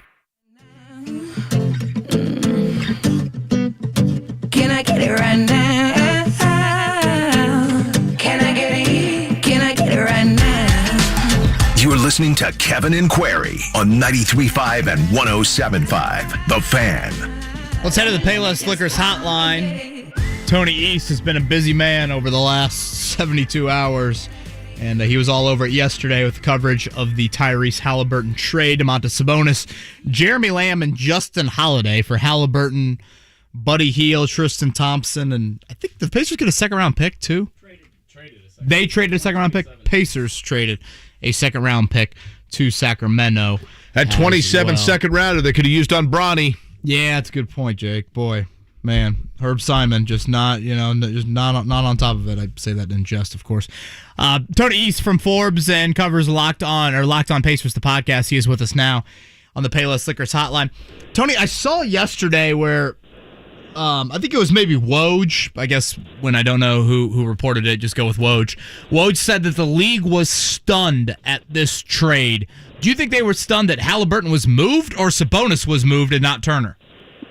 I think that Halliburton was the guy who made this a stunner for so much of the league. And the few people that I talked to yesterday, none of them knew that Halliburton was even available or being talked about by the Kings in trade talks at all. So everybody was really surprised that he was a guy that Sacramento, who, they do have aspirations to make the playoffs for the first time in 16 years over in that franchise, but nobody thought that one of their most promising young players and the starting guard for them in just a sophomore year would be a guy that they moved to end up doing that. Indiana will or will not hold on to Miles Turner beyond this week?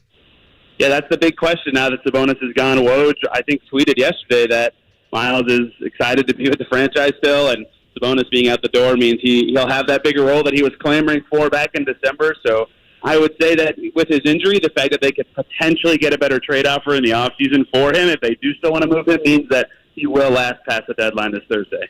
Tony, we were talking earlier, and again, Tony East at TEastNBA is with us. here on the Payless Liquors hotline. We're talking about Halliburton as a player. I think he's wired kind of the right way that you need for this market. That's probably a bit complicated to get into, but I do feel like that's important. But as a player, like, you see a guy shoot over 40% from three and have the playmaking he's had from an assist standpoint. I don't think like the casual NBA fan realizes how rare that is, especially for a 21-year-old.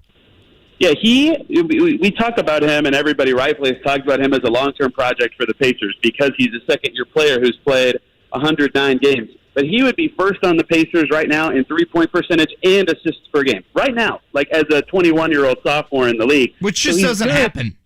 It doesn't happen. Yeah, he is already extremely talented with the ball in his hands, a very creative shooter. His form looks so strange, but the ball goes in, so who cares? He's a great setup guy. He can read the game very well. He tore up the Pacers in Sacramento earlier this season and very close to hitting, ironically, a game-winning three-pointer in that game. So he's already super talented, does a lot of the skills that they need really well. You know, Carlisle and the pressers yesterday after they played the Hawks in the most meaningless basketball game of all time was talking about how, you know, valuable that shooting was in this trade. That shooting was a skill they were really trying to acquire this deadline, and maybe we'll talk about Buddy Hield in a second, but between Buddy Hield and Halliburton, they got that shooting, they got some playmaking. He's really fast and unpredictable. He's just got a lot of skills that the Pacers don't have any of this season. He'll be really impressive for them. I was describing his shooting motion earlier. It's kind of like a person playing beer pong. That's like kind of how I describe, like a little bit of shot put, like super set shot, I guess. A person who's really good at beer pong, playing beer pong. That is probably a good way to put it. Hey, Tony, 50-50, 60-40, 70-30, whichever way you want to break it down, the percentage of these decisions being Kevin Pritchard versus Rick Carlisle. Yeah, I think Carlisle's definitely involved, especially because, you know, as he mentioned last night, they're looking for certain skills that he wants. And he, the guy, you know, Rick Carlisle has always encouraged whoever's on the court for him to shoot, right? T.J. McConnell shot threes this year. Sabonis shot more threes this year. Torrey Craig shoots long twos off the dribble every game. He doesn't care who's in the game. He trusts you to shoot. But they are a terrible shooting team, and their best shooter just got shipped to Sacramento and Justin Holiday in this trade. So I think the fact that they acquired two shooters in this deal certainly shows that Carlisle's fingerprints are all over this kind of stuff, and there's been some reported involvement from him already anyway. So I think Pritchard and Chad Buchanan have been, you know, the leaders in the negotiations and stuff, but Carlisle definitely providing a lot of input on players he likes or players who fit the style he wants. So 60-40 or 70-30 both sound pretty close to right. Tony East does a tremendous job covering the Pacers. You can follow him again on Twitter at TEastNBA. Is with us on Kevin and Query. Most likely to be wearing a Pacers uniform on opening night 2022. Tony East, Miles Turner, Buddy Hield, Malcolm Brogdon. Oh, most likely of those guys, I would say Miles Turner, just because they don't have any other quality centers now that Sabonis is gone. Isaiah Jackson could be that in the future, but you know, it seems like with Brogdon, sure, he's very talented, but he plays the same position as Duarte and Halliburton. In theory, his best position is two guard. Perhaps they would want to move him, although he is very good and he could play the rest of the season and be evaluated alongside those guys.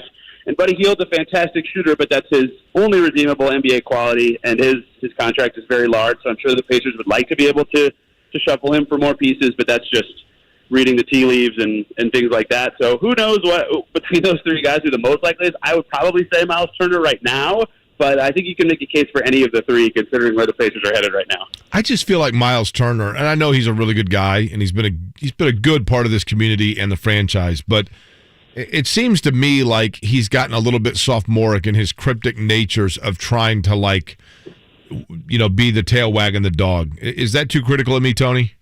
No, that's totally fair, and I think, too, with Turner, you know, and his likelihood of being on the team next year, these last 3 months are a huge thing for him, right, because of this season. 3 months might even be too long because he's been talking about how he feels like a glorified role player and he wants this bigger role and more touches and more opportunity. Okay, well, a lot of guys who just had the ball a lot were dealt, and now he can be the lone center on this team. If he can seize this opportunity and show that he can be that guy, I think that would make the fan base and the franchise more rosy on him and the things he has said and done. But if he can't seize any sort of opportunity here or really step up and look like a different player, then I think, going back to Kevin's question for just a second ago, perhaps they would be more willing to move him this offseason because his words only mean so much when he doesn't step up on the floor. So this would be a big upcoming couple months for him, and I agree that some of the stuff he said certainly points that way.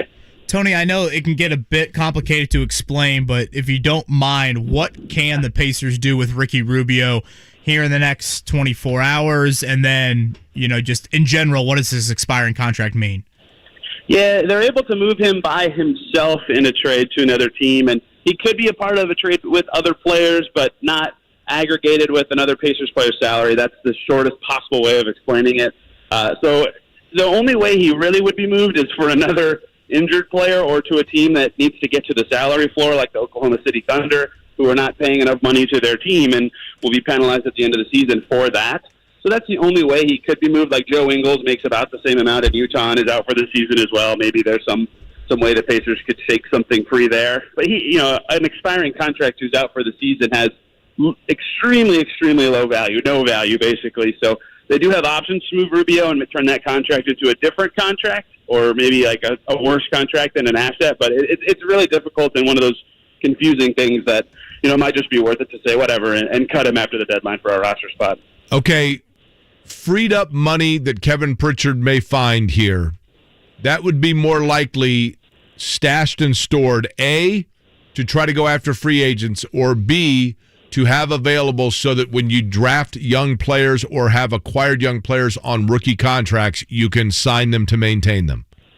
Yeah, I think that the any money they find short term, they'll probably use on like a couple shorter deals. But, if Duarte is as good as it looks like he might be and Halliburton's as good as it looks like he might be, they've got 2 years before they've really gonna have an expensive team they'll have to pony up for again. And Buddy Hield will come off the books at that time, and Brogdon will be 1 year away. So it's not like they're strapped into any money situations, but I think that they need to be careful about any free agency long-term spending just because their team could get expensive pretty soon. But if these guys are as good as it looks like they could be, or as good as the Pacers think they are, that might not matter. Tony, last one from me. Domantas Sabonis, the points and rebounds, it's obvious what he brought on a night-in, night-out basis. But what is maybe kind of an under-the-radar thing that you think the Pacers will really miss about Sabonis and just how skilled he is of a big man? Yeah, one of the things I've always talked about with him is he's the best, or one of the best screen setters in the NBA. And that was really obvious last night when Dogo was the guy setting screens and not making contact with a single defender on any of them. Sabonis can free up anybody with a good screen. Even weaker ball handlers or guys who aren't necessarily threats off the dribble could get space when he would completely remove their defender from the play. And because he's such a smart decision maker once he rolls towards the basket, that made his screening even more valuable. So I think the Pacers will have a little more trouble in the pick and roll game, which is perhaps the most common thing done in a basketball game in the NBA these days. So that struggle, especially in the short term, when they don't have, when they're a growing team and a team of pieces that are trying to fit together because they just swapped out so many guys, that'll be something they really struggle with on the floor. Lance Stevenson, who I think now is the oldest member of the Pacers roster, he works so well in pick and rolls with Domas Sabonis. I think that's probably the best thing that Lance Stevenson did so far this year, aside from that introductory game. Does this signal that, in fact, Lance Stevenson is not necessarily long-term guy in terms of Pacer rotation?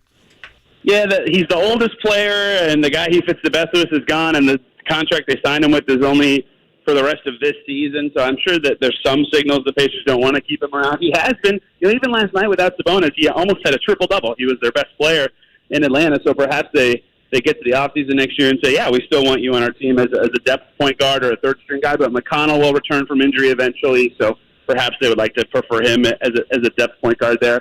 I think age is the biggest factor with Lance's future with the team, though, because they're clearly trying to get younger, and he's not old, but in NBA terms, when you're 31, 32 on a growing team, you don't fit as well. So he might not have a long future with the Pacers, but perhaps he could be back for another year.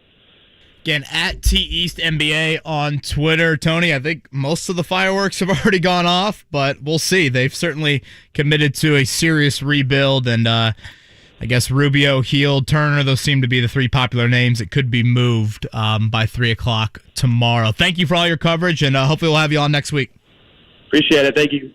It's Tony East right there on the Payless Liquors hotline. You think any more fireworks, Jake? I think Turner makes it through the trade deadline, maybe one or two auxiliary pieces, but I think the big bangs to me are done. Yeah. But we'll see. I've been surprised already. That's kind of where I side with things, but I'm curious to see Rubio, Hield, those contracts, what happens there. All right, we'll be back tomorrow, 7 a.m. Kevin and Query, thanks for tuning in today.